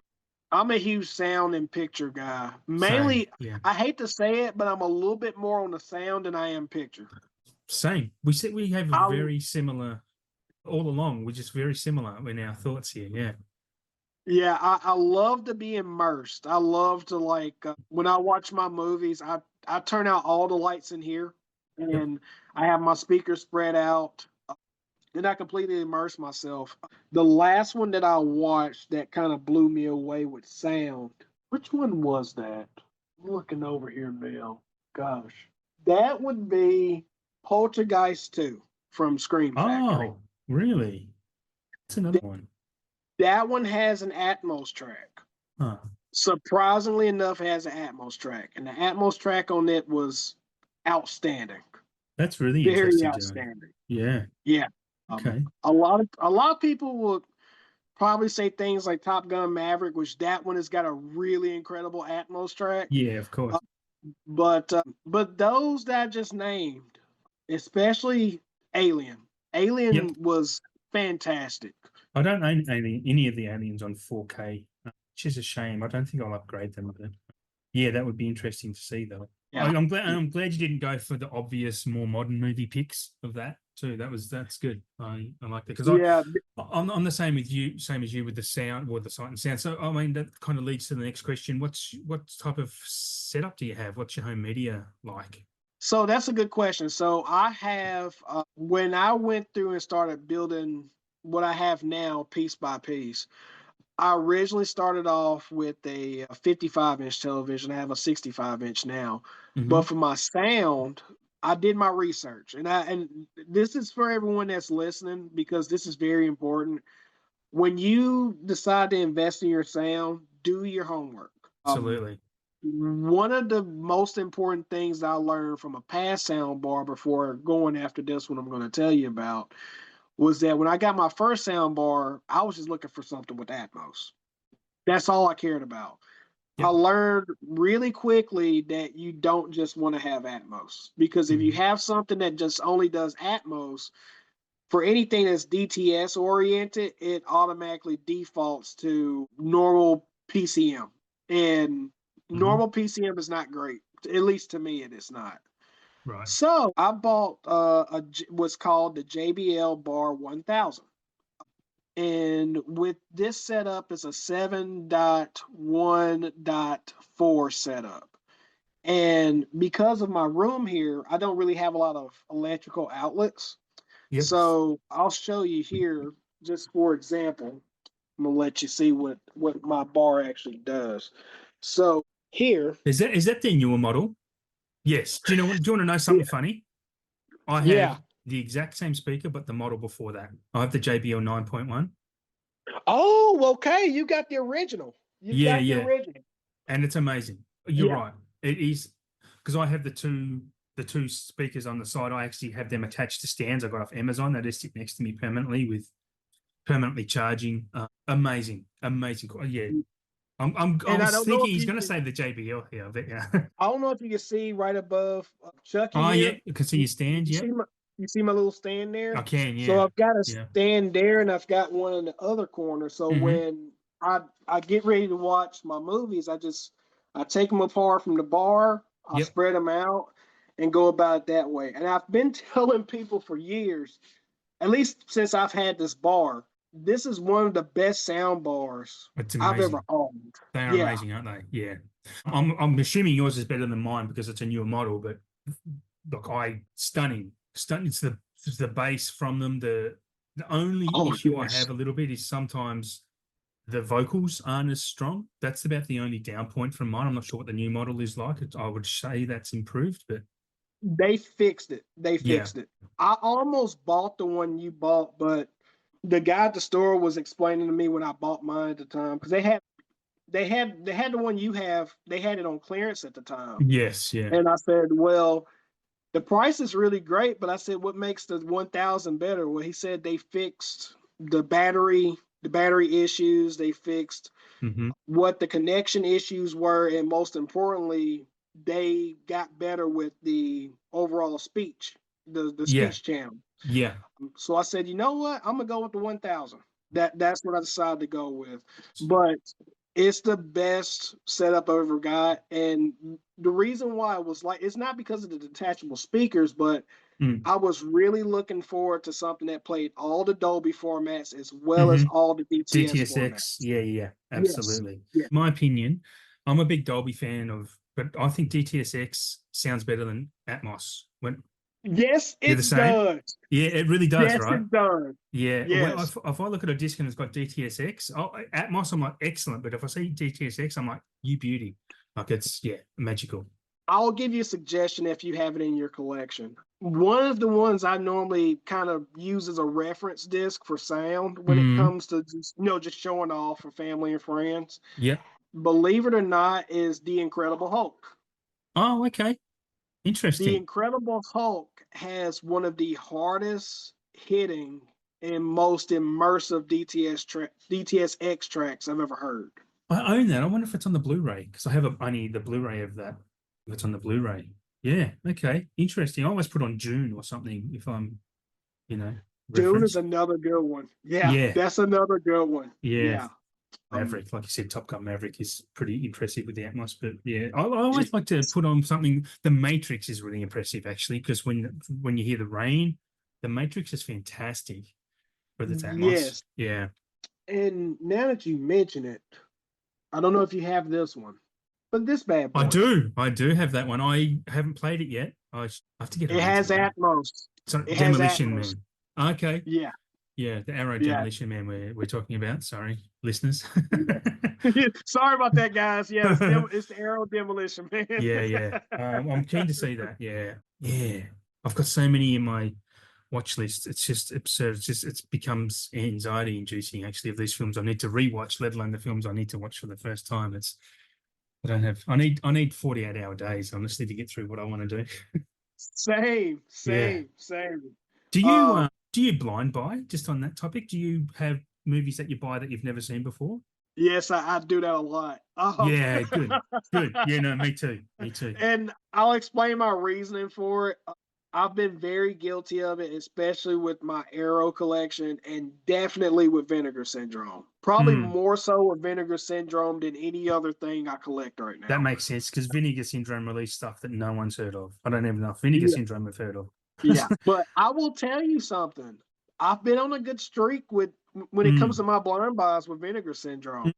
I will watch the trailer to something first, or I will actually get something based on word of mouth. Yep. But I normally have a good feeling when I watch a trailer that if I'm gonna like it or not. Okay. And every single Vinegar Syndrome movie I've watched that I own, that I've watched so far in my collection, I've enjoyed it. I've completely enjoyed them. That's great. But that's really good. But yeah, that's where I've got the biggest amount of blind buys from is from Vinegar Syndrome. Did you get their Congo, the version of Congo? I did. So have you seen Congo before? Yeah, I seen it when I was younger, back in the 90s. But I'll show you something, since I know you love to see the collections from a lot of people. Yeah. But if you look here, good. Oh yeah. Are you familiar with Vinegar Syndrome's VSUs? I am. My good friend Shane, who co-hosts my other show with me, he's a big VS fan. He's a big fanboy, and he has pretty much, well, a massive collection of theirs as well. Yeah. He has everything that you've shown me. I think he probably would have all of that. Yeah, so from Beastmaster all the way up towards Congo, that's all the way up to 10. And I think with their latest release, which I've got it pre-ordered too, which is Virtuosity, that's number 11. Right. But yeah, so I've got all of them too. And it's not, and here's the funny thing. This wasn't one of the cases of where I said, okay, I'm going to set out to buy and collect every VSU there is. I ended up getting all of them as a result of an accident. Oh, really? It was an accident. I ended up finding Roadhouse and what was the other one? Showgirls. Oh, yeah. I got Roadhouse and Showgirls through eBay at a really good price point. Wow. And I said, okay, well, I've got these. Pokemon now, aren't they? You got to get them all. Yeah. And so I said, okay, I'm already buying. At the time when I did this, I said, okay, I'm already buying Southern Comfort and Navy SEALs.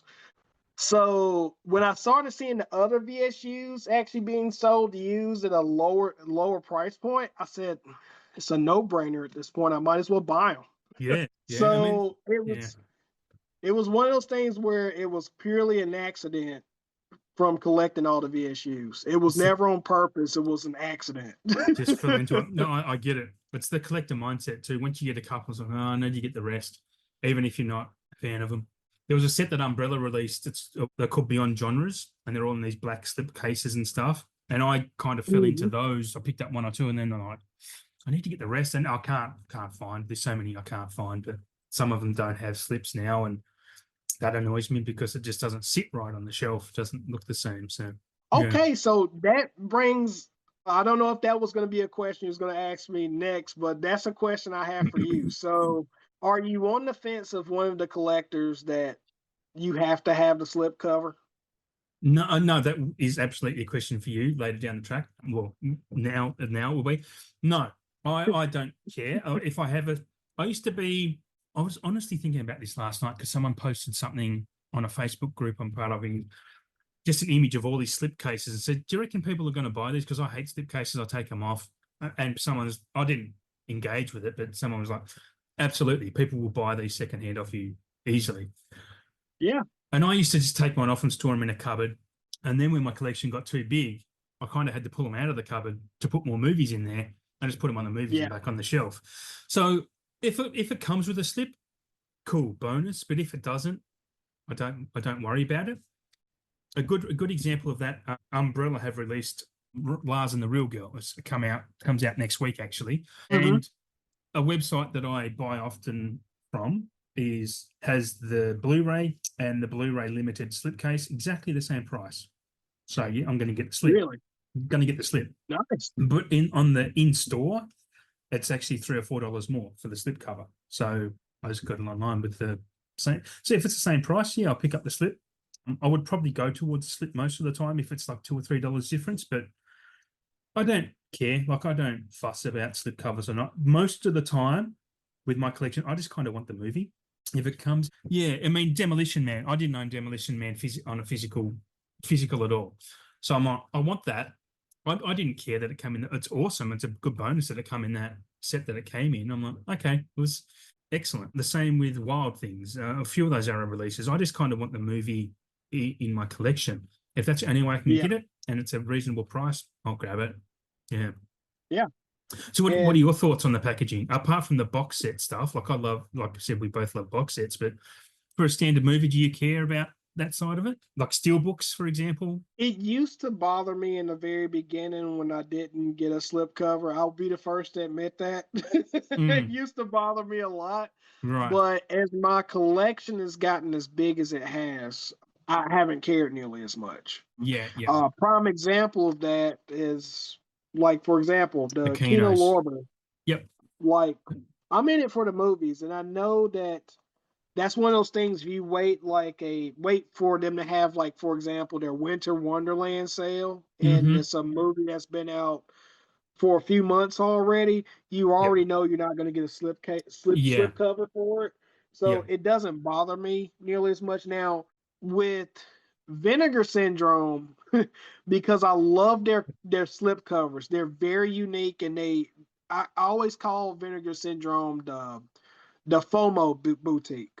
They're like the biggest FOMO boutique there is out there because they make really nice slip covers. Yeah. Now, if it's with Vinegar Syndrome, I may feel a little salty about it if I don't get a slip cover. Fair. But other than that, no, I really don't care. When it comes to major studio releases, I don't care.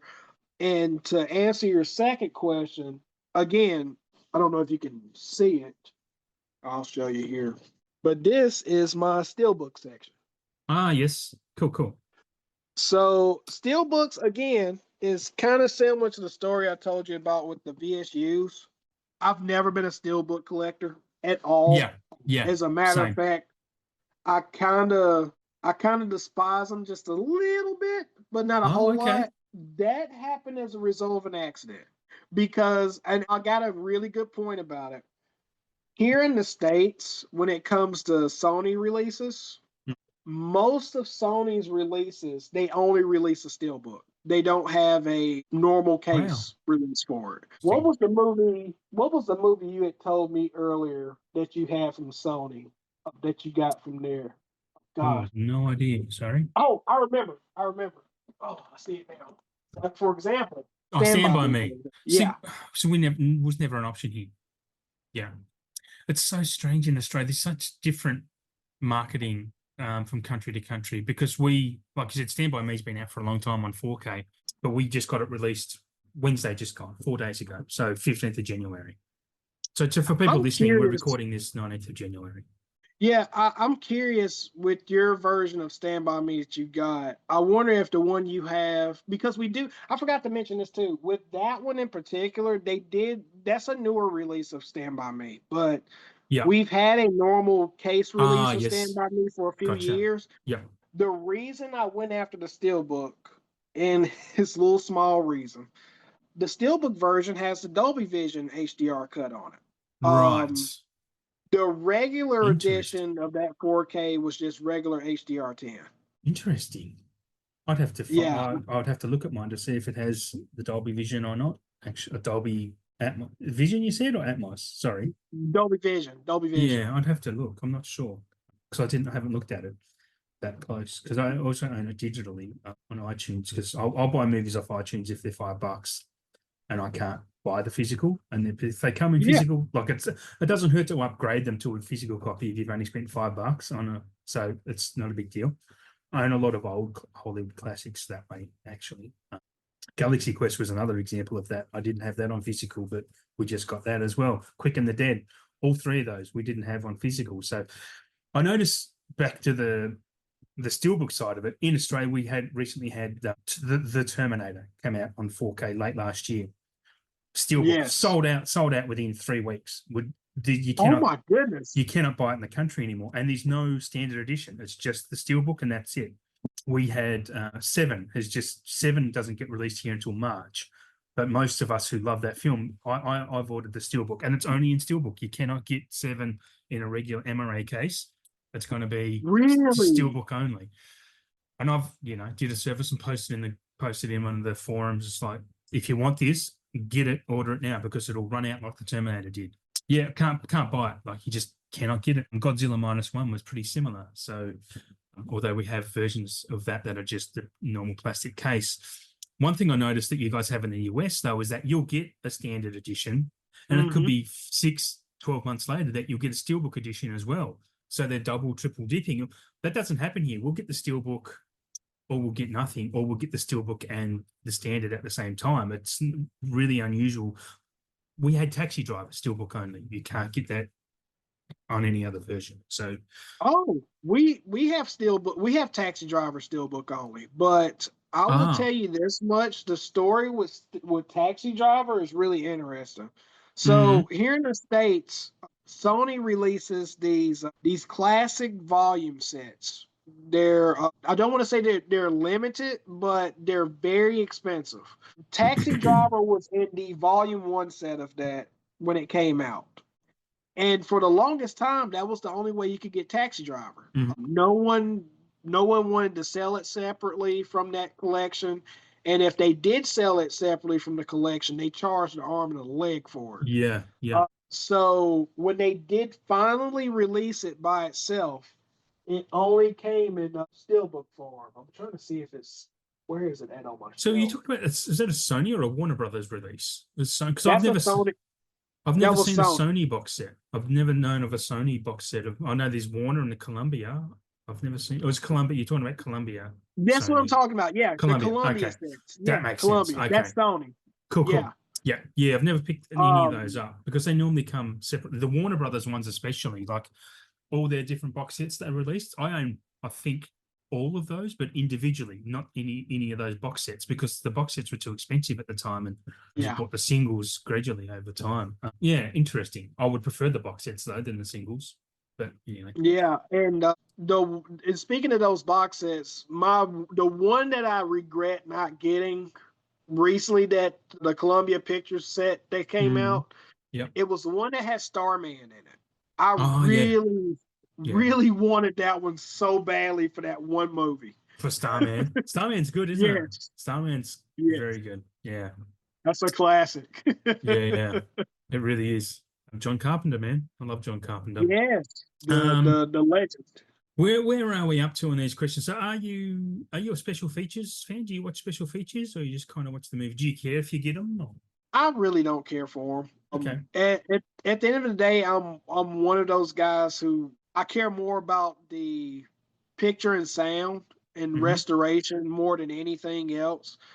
Now, not to say that when I go through and I review a release, it definitely becomes part of my grading scale, but I don't make it a huge priority. I may, like, say, for example, I'm trying to think of a release that didn't have many. Yeah, take this one here, for example. When was it? Was it this one? I'm trying to remember. Yeah, take this one for Snake Eyes. Take Snake Eyes for an example. Yep. All they have on Snake Eyes is just Audio commentary and a commentary. trailer. Yeah. For me, if I'm reviewing it and knowing that it doesn't have a lot of special features, I may dock it like maybe 0.5 Mm-hmm. points. It wouldn't really be a huge thing for me, but I can see a lot of people have a huge pet peeve for something like that. Mm. Now, if it's a movie that I'm very much attached to, like something that I grew up watching, and it doesn't have special features, I may actually dislike it a little bit more because I'm a fan. But no, but overall, my general rule of thumb, if it doesn't have a lot of special features, it doesn't make me feel any different. So you don't, do you watch special features at all? Do you, From if, time to time, I do. yeah.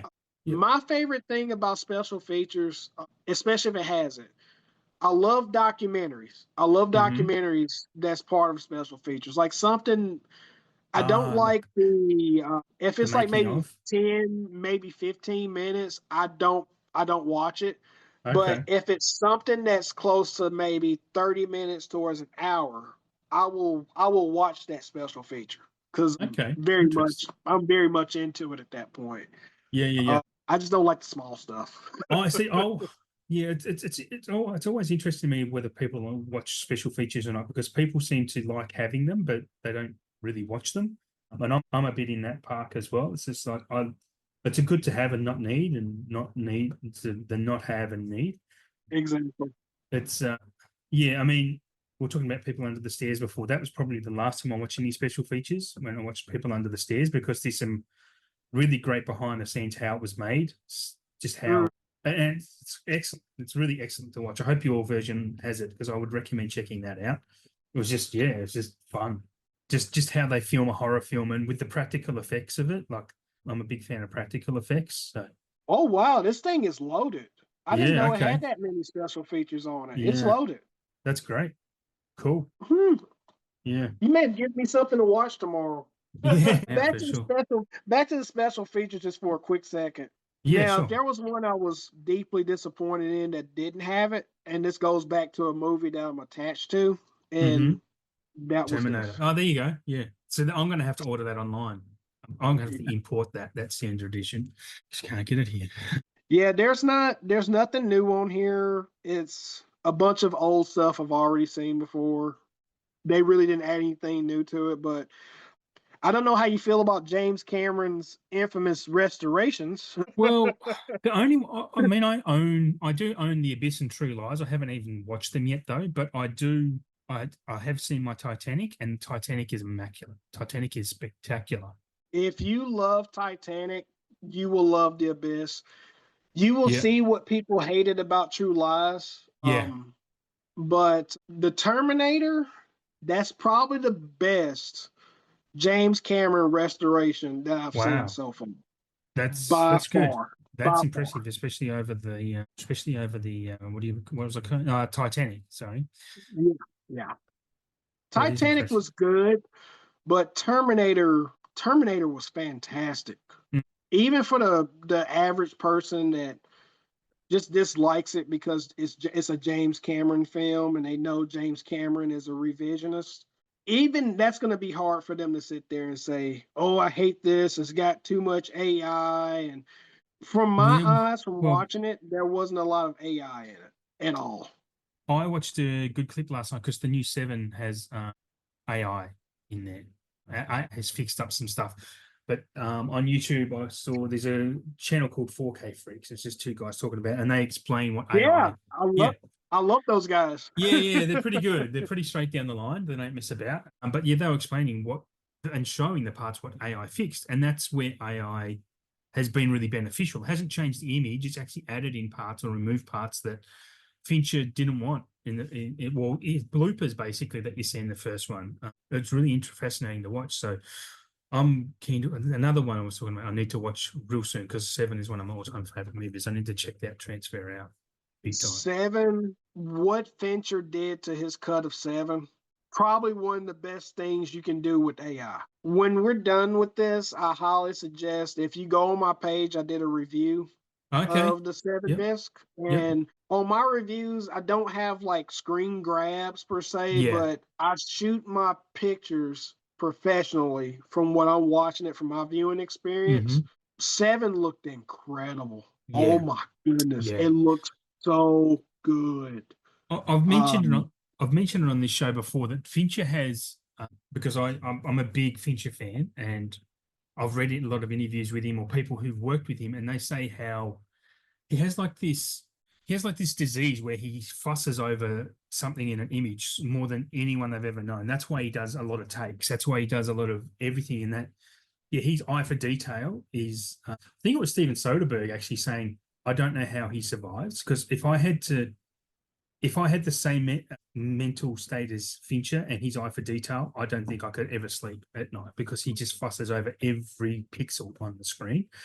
And so I knew 7 was going to be a good transfer. And we're getting Zodiac, I think, at some point. If it hasn't, has Zodiac already come out?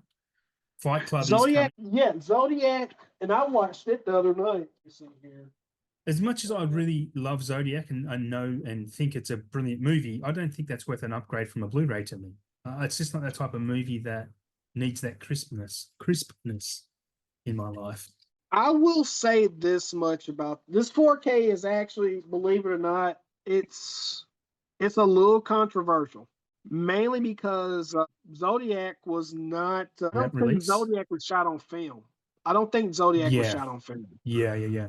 So when this was actually done, they say same as Kill Bill. The Kill Bills, those recent Lionsgate releases of the Kill Bills 1 and 2, they're just upscaled. They're not legit. Where Jackie Brown was on film, so I'm keen on Jackie Brown, but the Kill Bills are no. I'm fine without them. This one, it looked really soft. It looked very, very soft to me. Okay. I would say unless you're an HDR nut. Yeah. If you're really hard on HDR, like you really want HDR, I would say get the 4K. But if you can live without the HDR, I would just stick with the Blu-ray. Yeah. If we got an Australian release of Zodiac, I'd grab it, but it hasn't been released here yet. I'm sure it will this year, but I'm not in a hurry for that. Yeah. Now back to your point about Kill Bill. Yes. My steals, now I did get the steel books to all 3 of those Tarantino movies, mainly because I'm a huge Tarantino fan. So, here's a question for you later, but yep, go ahead. Yeah, and one of the things I read on the forums about the Kill Bill 4Ks was this. I have the Blu-rays of Kill Bill Volume 1 and Volume 2. My biggest issue with those 2 releases, while they look good, a lot of the whites or the brightness on it, they were over brightened to the point to where it was clipping. And I really despise clipping. So even though it's being upscaled from a 2K master, the HDR on there actually gave the movie more vivid colors. Yeah. And it actually fixed those highlights. So they're not overblown anymore. Right. I was watching pretty much like a comparison between the Blu-ray and the 4K from a number of YouTube videos. That was the one thing that stood out to me. And I said, you know what? This is worth picking up for me because that's one of the things I can't stand about watching the Blu-ray. The Blu-ray was just, it was overblown with the brightness on some of those things. Like, for example, I'll give you a huge example. Just like the first fight scene between Uma Thurman and Vivica A. Fox in Vivica A. Fox's house. On the Blu-ray, the windows to where you see where the bus is pulling up or whatnot, they're over brightened in the Blu-ray. On the 4K, you can see everything clearly through the window as everything's passing through. So I said, it may be minor, but I'm such a huge fan of those films. I'm going to buy those 4Ks for that because that would be the way for me to watch it. Yep. Fair. Okay. So I have a hot take about Quentin Tarantino. I'm a massive Tarantino fan. He'd be in my top 5 of all time directors. I'm going to ask you a question, and whatever your answer is not going to be wrong, because I think whatever your Quentin Tarantino favorite Tarantino film is, you're not wrong, because all of his films are good enough or great enough for anyone to say, yeah, that one's my favorite. So what's your favorite Tarantino? This is easy. I don't even have to think about it. This is very easy for me. And it's going to shock you because a lot of people that I've told what my favorite Tarantino movie is, it shocked me. Like, oh, really? Okay. My Let's hear favorite Tarantino film is Jackie Brown. Ha! Do you want to know what? It's also my favorite Tarantino. Really? Is that this whole conversation? It shouldn't be a surprise, to be honest, because we've been so similar and everything. Yeah, man, I love Jackie. Jackie Brown is just a magical movie. I love it so much. It's just the vibe, tone. Brilliant. Honestly, Elmore Leonard is the big helper in that, because I mean it's the only film Tarantino's done that he hasn't written from an original aspect. But I mean, Yes. even Elmore Leonard, another of his adaptations called Get Shorty, very similar tone and vibe. Yes. And Yes. talking about films that need a 4K, Get Shorty needs a 4K, by the way. Yeah. But yeah, I mean, I knew you were going to say, I was going to actually say Jackie Brown with you at the same time as you said it, because I knew that's what it was going to be. Yeah, because a lot of people are surprised when I say it too. But Jackie Brown is amazing. Yeah. And I'll explain why Jackie Brown's my favorite. Mm-hmm. And that's mainly because Reservoir Dogs, Pulp Fiction, I'm trying to think what else. We've already went with Jackie Brown. Both Kill Bill movies, The Hateful Eight and Once Upon a Time in Hollywood. Mm-hmm. Oh, and then the Glorious Bastards wasn't done that same. No, yeah, it was. It was done the same way. All of those movies have the classic Tarantino formula where they're chapter based throughout the film. Yeah. And yep. you have some events that take place like out of order, the way it's put into the film, which a lot of people put that as kind of like, that's Tarantino. So that I got to pick a Tarantino movie, like, no, you're wrong. Jackie Brown is very much a Tarantino film because he directed, he may not have wrote the story behind it because he was inspired by Rum Punch, but it does still have a lot of Tarantino influence in it. Oh, yeah, absolutely. His style is all over it. Exactly. And that's what I loved about Jackie Brown. It was clever. It was very smart. The pieces that they set in place for the movie was just incredible. Yep. He's never done anything quite like that since. No, he hasn't. That's my favorite Tarantino film, and it's not even close. It's not really? Even close. Oh, okay. Yes, it's not even close. I mean, it's definitely my favorite, but it's very close with Pulp Fiction. I think Pulp Fiction is a masterpiece. Jackie Brown is just my favorite. That's all. Yeah, a great choice. Again, like I said, no matter what you answered, we weren't going to be wrong. I mean, I've got friends who have Hateful Eight as their favorite, and I'm like, yep, correct. Django. Wow. Yeah, I love Hateful Eight. I think Hateful Eight is spectacular.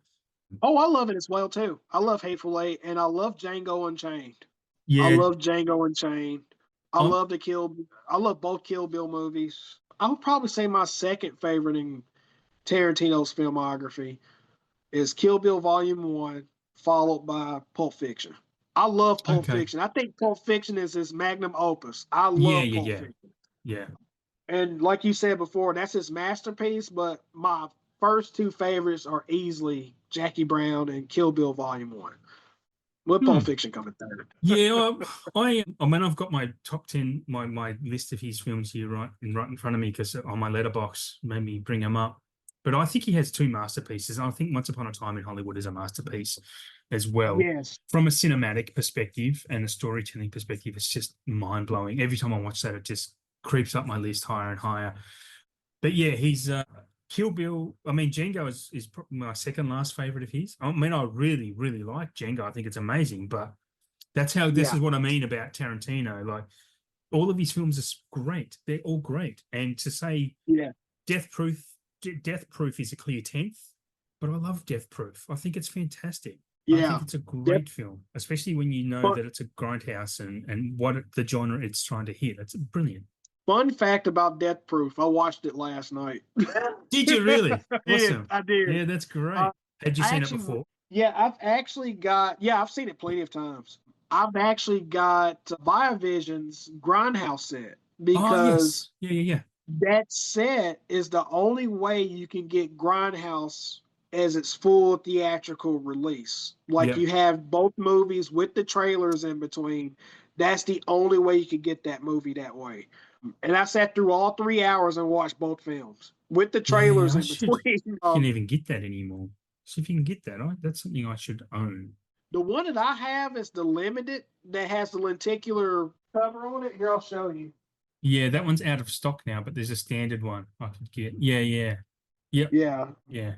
They do have another version that they did stock after this came out, which it doesn't Yeah. have the lenticular, but you still get the 4 discs. So, Yes. Tenet. but I watched Death Proof last night, and I was reminded just how incredible Kurt Russell is as a villain. Oh, he's awesome, man. Kurt Russell is awesome. I mean, just in general, he's awesome. But yeah, in that film, yeah, he's yeah. The one, do you know the strange thing that bothers? No, nothing really bothers me about it. Nothing really bothers me about it. I'll shut up. It's great. No, go right ahead. I think I know where you were going with it. Can I take a guess? Sure. You're going to mention Kurt Russell's character in Once Upon a Time in Hollywood, weren't you? No, not at all. Oh, okay. No. I This was was more about. I don't like Zoe Bell as an actress, so it does leak into Once Upon a Time because I think she's the only only thing in that Once Upon a Time that really annoyed me is that when she comes out screaming because she plays Kurt Russell's wife. Yeah. Keep it a stunt. She's a brilliant stunt woman, and keep it. Yeah. I mean, Tarantino's. I think people hate Tarantino, but I could almost be a Tarantino historian, honestly, because I watch, follow, and understand everything he does. I love the guy. I think he's a really good guy. And have you seen QT8? There's a documentary about Tarantino. No, I have not. I didn't know there was a documentary out. Yeah, it's called QT8. I would highly recommend checking that out because it's basically a talking head testimonial from everyone that's been in his films and just talking about what kind of a guy he is, what kind of director. He's very progressive. He loves seeing women kick ass. I mean, look at all the parts about, he's written for women. Jackie Brown. You got the Kill Bills. It's just endless. Grindhouse. It's all about women. It's all about women's empowerment, women power and all that. And I am for that. Of course I'm for that. But I love the way Tarantino does it. Like all these 80s actions, 90s action films about men kicking ass, but he changed it up, man. And women kick ass, and it's great to see the way he handles it. I love it. I mean, I could rant about Tarantino for a very long time. Me too. He's. I know you. I know that's going to be a question you're going to ask me later, so I'll save that thing there for later. But what I really love about Tarantino is that most people don't know it. He's a film historian. Absolutely. He knows a lot about films. He's read books about filmography, about being a director, and he takes bold strides with the way he does film his content. Yeah. The fact that he filmed Kill Bill on a Super 35. The other fact that he used a camera filming The Hateful Eight that hasn't been used in decades prior to that. Was it a VistaVision in that?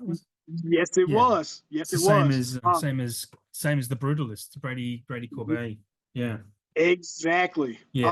So he does this homework, and plus he takes inspirations from a lot of things he watched growing up and kind of molded and turned it into his own thing with his films. And I love that about him. That guy, he's a film guy through and through. That's what I love the most about Tarantino. Absolutely. I mean, I'm not sure if you ever listened to. He has a podcast, Video Archives, with him and Roger Avery. Do you know about that?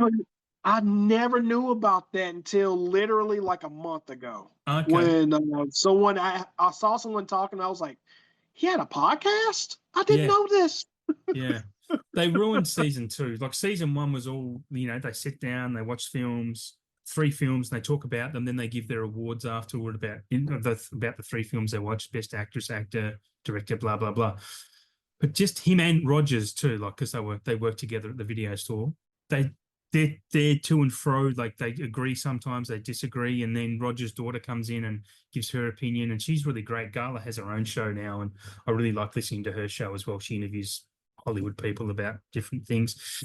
But yeah, just talking about really eclectic movies, they opened my eyes up to a lot of movies I'd never heard of. But with season 2, they only really talk about the first film they've watched. The rest is behind a Patreon paywall. So I'm like, that pisses me off. Oh no. Yeah. So I don't bother. I actually don't really listen to it at all anymore because I want to listen to it all or none of it, honestly. So yeah, that really bothered me. Yeah. Just play some ads. I can skip through the ads. That doesn't matter. Yeah, Yeah. yeah, Anyway. they'll still get their money. They'll still get their money if they did the Yeah, ads. absolutely. Absolutely. I mean, I agree. But anyway, it is what it is, but it's still worth listening to Tarantino talk. You gotta get listen to him talk about movies constantly, like all the time. Like, oh yeah, what's Mhm. the silliest things about him? Anyway, back onto the show. We've kind of discussed it a little bit. So, but how do you organize your collection? Is everything just out separated by label, or do you just have your generic Blu-rays in alphabetical order, for example? That's a good question too. So, as I've pointed out, so when it comes to normal studio releases, so Mhm. my collection is broken down by, like, I have this shelf that where I've got my phone propped at right now. This shelf is actually the, how can I put it? Trying to figure out a better word to use for this. This is my section where I keep the franchises. I keep franchises on Ah, this gotcha. shelf. Ah, gotcha. So, Gotcha. for example, like I've got all my Fast and Furious here. I've got all of my Back to the Future. I've got all the Batman, the Superman movies, Jurassic Park, you name it. This is where this shelf, this is what's on this shelf. And then I also have my Arrow shelf. I have my Steelbook shelf. And then I have kind of like my Scream Factory and Paramount is all in one shelf, along with some other not so big boutiques that I have. But then I have my Vinegar Syndrome shelf. I have a Marvel shelf. I have a Criterion shelf, and I have a Warner shelf. So if I have like a studio, like regular studio releases that I have a lot from, like I'll give them their own section because I have a lot of Warner Brother. I will say Warner Brother is my most that I have out of studio stuff, followed by Paramount and then Universal. But yeah, that's how I organize. That's Okay, how I organize. so you don't just have standard. It's literally everything by studio release, by label or studio. That's really Mhm. cool. I actually like that. You're the only one that's answered that way. You're the only one that's had that answer. So I'm trying to learn to Yeah, talk again. Yeah, interesting. the reason for it being is because I did try the alphabetical system, Hmm. but as my collection was growing, it got so painfully annoying to go through and reorganize where everything was with A's or the numbers or the B's, the C's, the D's. And I just got to thinking, you know what? Let me just simplify this so it makes it a lot easier for me. So if I So just you put go right ahead. no, sorry. So how big is your collection? Do you know how many you have? Do you catalog them? Yes, I do. And I've Okay. got a strong recommendation how you could do it. Okay. I just I just logged in my newest releases I got in today, and right now I am sitting at a very healthy 1169 in total. Okay. So the reason I asked is if there's something you think of, oh, I want to watch that, that means you kind of have to remember what studio brought it out and where to find it. So you are you okay at remembering that, or is that how you catalog it? Yeah. And so, funny thing about that, you say that my coworker that I work with, he's gotten into physical media like a little bit after because I talk about it all the time at work. Yeah. So he's Okay. gotten into it too. And he sits there and he tells me, like, gosh, man, how the hell do you remember what you bought? He said, I've made the Mm, mistake of mm, buying the same movie like three mm. times in a row. And I said, I've got a good memory, man. I'm sorry. I've got a really good memory. So this app that I use is called, and I pay monthly for it. It's like two Yeah. bucks a month. Yeah. I use an CLZ. app called C Movies. Yeah. Yeah.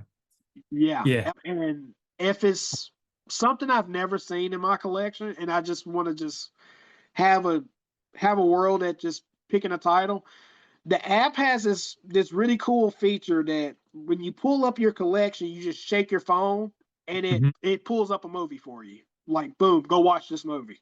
Oh, really? So yeah, That's it's cool. pretty awesome.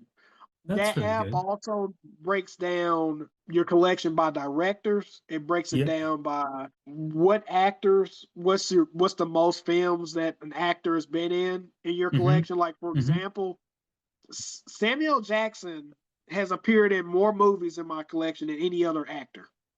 I think that's probably. I think you could probably answer that for most people's collections. To be honest, Yeah. he's been in a lot of movies. So I use that app and I scan my movies every time I get them in. I'll unpackage them. I'll put them in their rightful place, and I'll scan the barcode. It goes right into the app. So I'm right there at 1,169 movies right Cool. now. Yeah, that's a healthy collection. It's good. Yeah. Yeah, I kind of to answer a question probably other people, if they listen to the show, know the answer to, but just for you, I think it's very ironic, and I can't bring myself to store my collection on a physical media collection on something that's not physical media, if that makes sense, like an app. Yeah. But again, almost hypocritical. I don't count my Excel spreadsheet as non-physical media. That's kind of like it's manual, it's this and that, rather than scanning a barcode. So many of my friends have recommended the app. CLZ is definitely one they've recommended, or Blu-ray.com, and you can scan them in. And I started to do it once. I wouldn't recognize the barcodes on a lot of stuff. I don't know whether it was the lighting in the room, but I have such a big collection. I'm like, this is going to take me a month to do this. So I just didn't do it. I just gave up. I'll tell you how long it took for me when I first got that app, which the app I use, it's never rejected anything I've scanned. It's completely international, and it can tell you what the disc is, if it's an international disc or not. That day when I got that, go right ahead. So I was just going to say if you have a box set, does it catalog all 7 movies in that box set? Yes, it does. Okay. Yeah, and it actually lists the format of it too. So it'll be able to tell you whether or not if it's a Blu-ray or a 4K. But that day when I went through and I scanned it, because I love that app so much, it took me, no joke, it took me close to 3 hours. Oh, okay. That's nothing. And the only reason why I've got a app to scan it, other than that, I wouldn't have used it. But I got a little irritated with family and friends asking me, "Man, you've been collecting a lot. How many movies do you have? How many do you have?" And I never knew the exact number. So I said, "You know what? Let me just start scanning these so that I'll know how many I have." Yeah. So when anybody asks me how many movies I have, I'll know an answer for them. Because prior to me scanning, I would have told you, I would have said, I'm probably right over 800, but I actually had more than 800. Yeah, wow. That's as we speak, legitimate. This is not made up. This is 100% true. My daughter has just sent me a text. She goes to what you guys will call a thrift store, but in Australia we call them op shops. She just sent me a photo of all these Blu-rays on this stand, and it's basically said, which ones do you need or want? Strangely enough, there's nothing in there I want, but yeah. That's funny, just as we're talking. She's great like that. She did it the other day at a store, and I picked up 5 great movies that I had never owned before. Yeah, that's great. Wow. You know what's really interesting about going what we call thrifting? The good thing about going thrifting is that you can end up finding something that's out of print. Oh yeah. That's really incredible that most of those places don't have any clue what they have. No, you're right. They don't. I went, because there's quite a few of them around where I live. I live in a decent sized city, I suppose, but I run into a couple of people. One guy was like, we had a great conversation with him because he was like, "Oh man, I thought I was the only one that did this." I said, "No, man, like I, had my own show and blah blah blah." And he's like, "Oh wow, really?" And I said, "Yeah, man, I'm a head case as well." But there's another guy I bumped into. He buys stuff that he knows will have value, and he just resells on eBay. So does that do you any good? He said, "Yeah, it pays the bills." Well, okay, so hey, at least he's being honest. yeah. But he was being very selective in what he chose. Obviously, he's choosing stuff that is going to make him money because eBay tax and all that. So yeah, it's really interesting. So do you do a bit of thrifting? Do you shop that way much? I don't. Okay. And the reason for that being is that because now, since in the past 2 years, since I did start back collecting again, I've made it kind of like my priority. And this is not to say that I have anything against DVDs or even Blu-rays. I've made it a priority that now, if something's available in 4K, unless it's a really, really crappy transfer, I'm buying the 4K. So most of my collection now is predominantly 4K. So I don't really have I don't really go thrifting because I'm not one of those types that go look for Blu-rays or any of Hmm. that nature. But we do have, and I talked about this during one of my lives. We do have a shop here that just opened a few months ago that sells used and new physical media. Hmm. So I'll browse that area. Like, for example, if there's a TV show that they only did a Yes. DVD for, I'll Yes. buy it all day long. Same thing goes for the Blu-ray. I'll buy it all day long. But Yeah. yeah, Again, pretty much the same as me. Like I have a few rules. I will not buy a film on DVD unless I find it in a thrift store and it's like an old 80s comedy that will never get any other type of release. It's the only time I'll buy yes, it. It's the only time I'll ever get yes, it. Otherwise, it's Blu-ray or above. And if it's a 4K, I'll get the 4K. Yeah, so very similar. Yeah, and TV on DVD is fine by me. But but again, if the TV's on Blu-ray, I'll get the Blu-ray rather than the DVD. So yeah, same. exactly, Trying to get it as the best exactly. quality as you possibly can, right? So yeah. Yeah, Um, that's why we spend a lot of money on our TVs and our 4K ab- players. absolutely, absolutely, yeah, yeah. We buy the best we can, so we don't have to go to the cinema and Yeah, get annoyed by people. I mean, the cinema experience can be quite good, but I mean, I've seen American cinemas how you guys have no manners at all. Like some people, how you cheer and carry on at movies. Like you see clips of people watching No Way Home and whatnot, those superhero, and they just carry on. It's like this isn't sports. I can't hear yeah, what's being said now. I reckon that's why they make money because people have to go back and rewatch them so they can hear what the hell yep, they missed out on. Yeah. yep. If it were me, I would have like a cell phone ban in the movie theater. I really would. Yeah. Like, Yeah. don't you're not permitted to bring your. If we catch you with your phone, you're out of here. Yeah. Look, Australia's very polite because I think in Australia, if people carried on like that, there'd be someone in the cinema because I mean we're a very polite society, but someone would say, "Shut the fuck up, sit down, or get out, or try and beat them up." They'd create a Yes. fight. It's like, mate, I'm trying to watch a fucking movie here. That's the way it would go in Australia. Yeah. And yeah, someone would do it. I'd be sitting there waiting. Can someone just do that so I don't have to? That's what it'd be like for Yeah. me. Yeah, Exactly. yeah. Exactly. I don't want to be that guy. No, no, no, absolutely not. If someone wants to be it, I'll back you up, but I'm not going to do it first because I don't want these 14-year-olds stabbing me. So yeah. Is there anything that you regret buying? Anything in your collection that you're like, oh, I wish I hadn't got that? Is there one that I regret? Yes, there is one. This is gonna be controversial depending on who you ask, okay? I got a story behind this one. And the thing is, I can't bring myself to sell this out Oh of yeah, print release, but I'm intrigued. it's it is Oh, Barbarella, I would buy but that. Barbarella, do you not like Barbarella?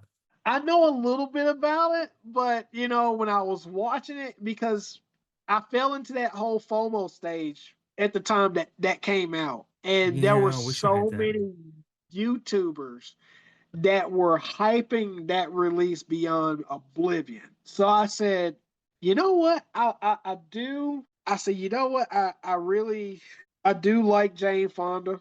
I love I think Barbarella. she was. I I watched that for thought the she first was. time last year. I thought it was great. I would 100% snap that up because I've never even seen that set before.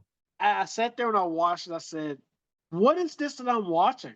I guess I didn't really appreciate It's it for the strange. time period It that is was in. It was strange. a really strange movie, but I said, no, everyone's giving me a lot of shit for my take on this. I said, maybe I need to just come back to this and revisit it at another time and watch it again. But I just didn't get it. I honestly didn't get it. I didn't get it the first time I watched it. So Have you seen it more than once? only seen it that one time, just that one time. Okay. I'd Um, recommend I'm a big advocate for movies need I think some movies need multiple chances.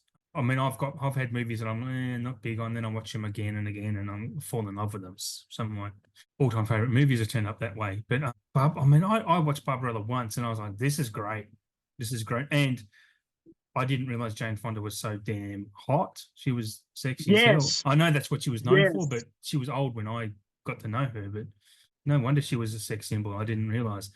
I love that kind of weirdness, to be honest, in movies. But it's a good choice. But I'll give you my address to send it to. All right, you got it. And it'd be, the shipping alone would probably cost more than the movie. It'd be crazy. You've got it. You've got it. But Uh, yeah, I'll give it another try. But that's probably the only one I can think of off the top of my head when I think of something that I instantly regretted buying. And it's sad because hmm. I know that movie. I know a lot of people appreciate that movie. Yeah, yeah. But that's the one that I feel like, okay, that's one I could have done without. For now, I'll revisit it. I will Yeah, that's revisit it. I totally get it. It's a very strange movie, especially for its time. And I would understand why anyone would look at that and go, this is what the hell is this? I totally get it. Yeah. I just vibed with on the day I watched it, I just vibed with it really hard. I thought it was really good. But yeah, I just looked it up on Amazon right now. It's $73 to buy on Amazon for me. So it's not Oh, bad that for that limited release, to be edition that honest. I've got. Yeah, it's not bad for that release, to be honest, being that it's out of print and whatnot. I think it's an Amazon US release. I don't think they released that in the UK. I'm But trying to anyway, think. I'm trying to think if there's one other one. I don't want to say it was a regretful purchase. It's just I didn't get into it right away. That's another one hmm. I'll have to revisit. One of the Criterion movies that I have, it's a Donald Sutherland movie. Gosh, Okay. what's the name of that movie? Give me a second. I'm gonna go grab it. Yeah, sure. It's That's actually I'm hoping you're not going to say Invasion of the Body Snatchers, but I don't think that got a Criterion. no, I love Invasion of the Body Snatchers. Yeah, me too. Me too. It is actually Clute? Oh, is it Clute? With I bet you it's Clute. nope, it's not Clue. Oh, okay. Where are you? Where are you? Donald Sutherland got. Oh God, I've got it. I found it. And I think it's mainly because I just didn't really get it. It just started off weird. Yeah. Don't look now. Oh, yes. Okay. I will. I have Don't Look. I actually watched Don't Look Now, might have been last year, and I was like, why is this so well loved? And then it sat with me for ages. Like after I watched it, Yeah. it sat with me for weeks. And then I ended Yeah. up buying the 4K. I haven't watched it again since, but I brought the 4K because it was cheaper during an Amazon Prime sale, I think. But that's a movie that I think I know I need to give another chance. That's one of those what I was talking about. Like movies need another chance. So yeah, Same here. yeah, I have to give it another chance. yeah. I get your point of view with that one though, because yeah, it is. It's pretty just not the movie I was expecting. For me, it wasn't what I was expecting it to be. Yeah. Yeah, that one there, it started off very confusing. It's like one of those that you have to really pay attention to. You can't miss Mm, a single cut of that movie, or yeah. you'll just end up lost. So I Yeah. said, let me come back to this where I can just shut my phone off and give this Mm-hmm. movie my 1000% attention, so I can understand why this is loved so much. So, Yeah. but yeah, I haven't given up on it, but that's like my number two that I kind of Okay. regret. Yeah, fair. No, I get that too. But I'll say I agree. But I went and brought it myself as well after I'd seen it, not before. Yeah. Because I just think I know it's going to be one of those movies that I end up really liking. Yeah, I've got quite a few like that. Where if I think it's a mid movie, I'll still buy it generally especially if it's cheap, obviously, and go, yeah, I'll give that another crack one day. Is there anything that you want to get a 4K transfer that hasn't? Do you have anything in mind there? Oh boy, there's a lot of them that come to mind. I made a post about one today actually. There's a movie that was made back in the 80s. And fun fact, it's celebrating its 40th anniversary this year. So there shouldn't be a reason why Warner Brothers wouldn't do the 4K for it, but one of my favorites is a Crush Groove. It's a hip hop Oh, movie. you Yeah, serious? yes. Okay. I've never seen Crush Groove. I've only ever heard of it because of Dogma. Do you know Yes. this Dogma? Another Yeah. person sent me a DM today after I made that post, and they referenced Dogma. They even That's said the whole line that was in the yeah. movie from it.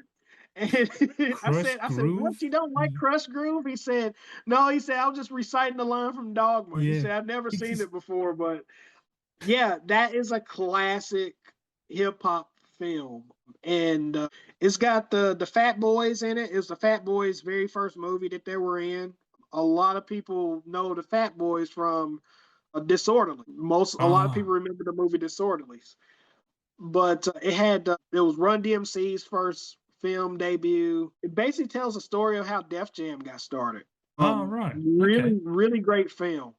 That one, and I would say most of the ones I want to see go to 4K is probably part of that whole Touchstone Disney catalog more Yeah, than yeah, yeah. anything else. Yeah, there's a lot Most there. of them, yeah, And The Rock and things like that, right? Yeah. yes, yes. Which I'm thrilled that Con Air is getting a release this year. Yeah. And I think, honestly, I think Sony has a lot to do with that influence. I really do. Yes. Because Oh, Disney wasn't absolutely. doing it before.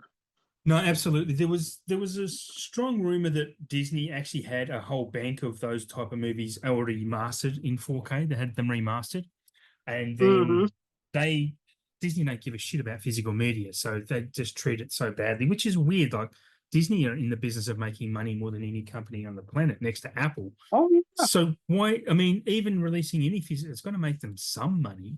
It's not a lost Mm-hmm. business, but the fact that they completely abandoned it and sold everything. So I think, yeah, the Sony deal is going to bring some. That's why we got Signs and The Sixth Sense, right? That was the first beginning of those, right? Exactly. So two Yes. movies I didn't bother upgrading as much as I love them.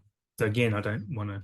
They don't seem like upgradable to me, but they've, thanks to Sony, they've also started putting Dolby Vision on their discs as well, because everything before that they just didn't want to pay the license. So yeah, it's Exactly. promising signs. It's promising signs, but for me in Australia, I have to pay like 60 to 70 bucks per movie if I want to buy it. So yeah, it makes it tough.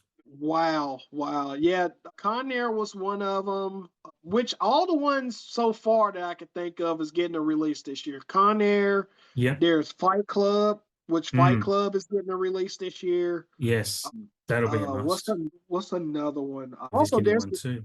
there's the Fox catalog too that Oh, it's Fox never massive. got a chance to actually put out yet. Yeah, So yeah, when I think about the Fox titles, I think about let's put the rest of the Die Hard movies in 4K. We've yeah, got the first one. Let's put the rest yeah. of them in 4K, especially the third one. The third one is probably my Oh, second favorite Die Hard next to the first one. it's actually it is my favorite. I love With Vengeance. I think it's amazing. Yes, Yeah. yes, It wasn't yes. even written as a Die Hard movie. Like it was written just as a spec script, and they said, and the studio was like, we can make this a John McClane movie. Yeah, it was great. Yeah, Yeah. that movie there, it was the most tense Die Hard movie that's ever been Mm. made. And it was Jeremy, very, you know what? I could see that being my favorite Die Hard movie. Now that I think about it, I think Jeremy it was Irons is a one better that, villain. yeah, He's a better villain than, God forbid, say Alan Rickman. I mean, Alan Rickman's a treasure, but yeah, yes. Jeremy Irons was better. I would Mm. say the first Die Hard is memorable in a lot of people's favorites because if it depends if you're on that side of the fence or not. If you think it's a Christmas movie or not, there's that It argument, and it's not like that all the time. the other part of it is that it's got the better one-liners in that movie. It's Yeah. filled with so many one-liners in that movie that Hmm. made that one special. But Yeah. I would say from a story perspective, three was stronger. It was definitely Yeah. stronger. Yeah, I mean, you've got the puzzles for one thing. You've got to go around solving these puzzles, and then the chase and the run, and getting to one venue to the next. It's great. Yes. It's just a thrill ride the entire way. Yeah. Yeah. And what better way to actually make sense of the title of the movie, Die Hard? I mean, Yeah. he's going through some shit in that third one, like deeper Absolutely. shit than he went through in the first one. And he's hungover, so Yes, so it would have been a yes, very tough day. Yeah. yeah. He's hungover, divorced, everything in that movie. Mm. I mean, yeah, it was great. Yeah, you know what? I'm gonna say it's my favorite too. I'm gonna say it's my favorite too. Just thinking Talked you about into it. it. That's great. Yeah. I'd love to see that get a 4K. I'd love. I don't actually have the first Die Hard on 4K, but I have a box set of Blu-rays. So If you can yeah, manage to find the first one, it's worth the pickup. That was a really good transfer. yeah, I heard that. I was on the shelves in my store so many times. It was $20, and I was like, no, I'm not upgrading Die Hard. Blah blah blah. I don't know. And now that I can't find it, now I want it. I've got so many stories like that where I've just refused to get movies, Yeah, and yeah, they go out of print, and I can't get them anymore. Anyway, yeah. And then Also, just to finish off your question, had it not been announced so far this year, I would have said that would have been on my list too. But that's Mm. the Nightmare on Elm Street collection. But we're getting Yes. it this year, so Yes, Warner are doing some great work this year. Blade trilogy as well. And yeah, there's quite a yes, few. I was happy with Amadeus coming next month. Like, I loved Amadeus. That was one of the ones I called out and yes, super yes. keen for that. Yeah. So I think we're almost at the end of the show. We've answered all I'm just looking down my list of questions and we've kind of gone through them all. So is there anything you want to add? Anything else you want to ask me along the way? Or Let's see here. That's probably, I would say, what is your, because I didn't get a chance to ask you, what is Mm. your purchase that you regret? I've never really thought about it, even though I ask it of people. But there's probably quite a few, to be honest. Okay. Really? The easiest answer for me is that going back to the cataloging, I catalog, but I don't have them on an app. So I've got quite a few that I've purchased for a second time. And I'll give you a recent example. There was a sale on a website down here. They had 30% off stuff. And because we don't have Disney, this company actually brought the last remains of Disney's titles that were still in the country. So they had a Oh, sale. okay. So the stock that was once Disney pulled out, they kind of purchased the remaining stock to sell. So they had a sale on some of the stuff. And because I'm a completionist of some kind, as much as I don't like or ever want to see the movie again, I picked up the 2019 version of The Lion King, the live action one. And Oh, okay. so I'll go to catalog it and I'm like, already got it. I'm like, that really bugged me, the fact I've already got that. So, and it would mainly be the duplicate buys that I would say I regret. I've certainly got a lot of movies that I blind buy and I watch, maybe not a lot, but a few, and I go, yeah, this isn't for me. I don't like it, but I won't get rid of it. I'll keep it in my, because I'm a collector, so I keep it to collect. Exactly. Yeah. I mean, I have a whole box full of duplicate ones as well so friends I've met through here, obviously Australian friends, they have their duplicates and we go, well, I'd like that. They'd like that from mine. So we just post each other stuff to build our own collections and get rid of stuff. So yeah, it's not really a regret, but that's just kind of telling the story of the duplicates, to be honest. So yeah. Yeah. I will say I never accidentally bought a duplicate before. I have purposely bought a duplicate before. Okay. And I've done that. I'm about to do it a third time actually. What film is that for? Well, I'll give you the first one right off the bat. So with my collection right here, I can easily go to two of the versions of it here. So my first purchase of this movie was through Kino. Oh, yep. And then I turned around Got the and Arrow got version. the Arrow. And you can probably already guess I have the Criterion Blu-ray as well. So I have all three. Wow. So is that the only And film you buy? Can I ask the reason why? Sorry, we're talking about The Silence of the yeah, Lambs. Is that just because it's like an all-time favorite film and you like to own multiple versions, or is there something different on them? it's a little different. Now, obviously, both of these are 4Ks. The Yes. Kino as well as Yeah. the Arrow. Yeah. The Kino version, the transfer that they did, it was pretty bad. Oh, I've got to make it quick because my phone's about to die. Okay. But this one, the transfer was really bad on the HDR. It was horrible. Arrow went through and fixed it. However, here's where things gets tricky.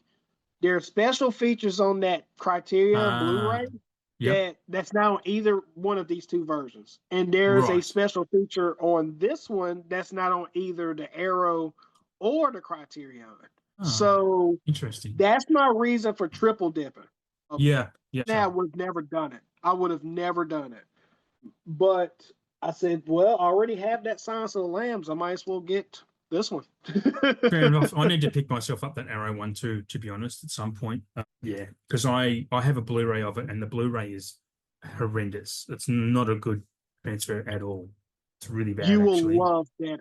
You will love that Yeah. Arrow. It is fantastic. Yeah, bring it on. Well, I guess while your phone is about to die on us, we'll wrap up the show. So look, Marquez, thank you so much for being on the show. It's been so much. It's actually been a treat. Been a really good conversation. I really appreciate you sharing your time with me and our listeners. So I hope you had some fun. I think you did by the sounds of it. Let's plug your channel again. So it's Q the Movie Collector on Instagram. Yes, yes. And thank you so much for having me. This has been great. It's been great conversation. Probably one of the best podcasts I've ever been a part of. It's been great. It's been fun. I Thanks. love it. Hopefully you'll have me back sometime. It was great. Yeah, of course, of course, Mel. If I pull my finger out and think of any other topic that for us to talk about, yeah, like I do plan to do some special episodes from now and then. So I maybe could hit you up come spooky season and we could talk some more horror around September or October if you Hey, like. That'd be great. there Yeah, we go. There we go. I'll chalk that up. I'll put that in my diary and remember to reach out to you at that time. But yeah, look, for the listeners, check out Marquez's page, Q the Movie Collector on Instagram, maybe YouTube by the time this episode is dropped. So keep an eye on his page Oh, to it died. It died. It died. It died. It went to away. see It what went happened. away. It went away. It went away. No. I can still hear you. Anyway, thank you everyone for listening. We appreciate you being here. KerbSide Collections is part of the SPDM crew and available wherever you get your podcasts. If you enjoyed this episode, give us a follow at KerbSide Collections on Instagram. And if you are a collector and would like to be on the show, send me a DM and I'd love to have you on the show and learn about your collection as well. And just have a general conversation about movies along the way. So until next time, thanks for listening to KerbSide Collections.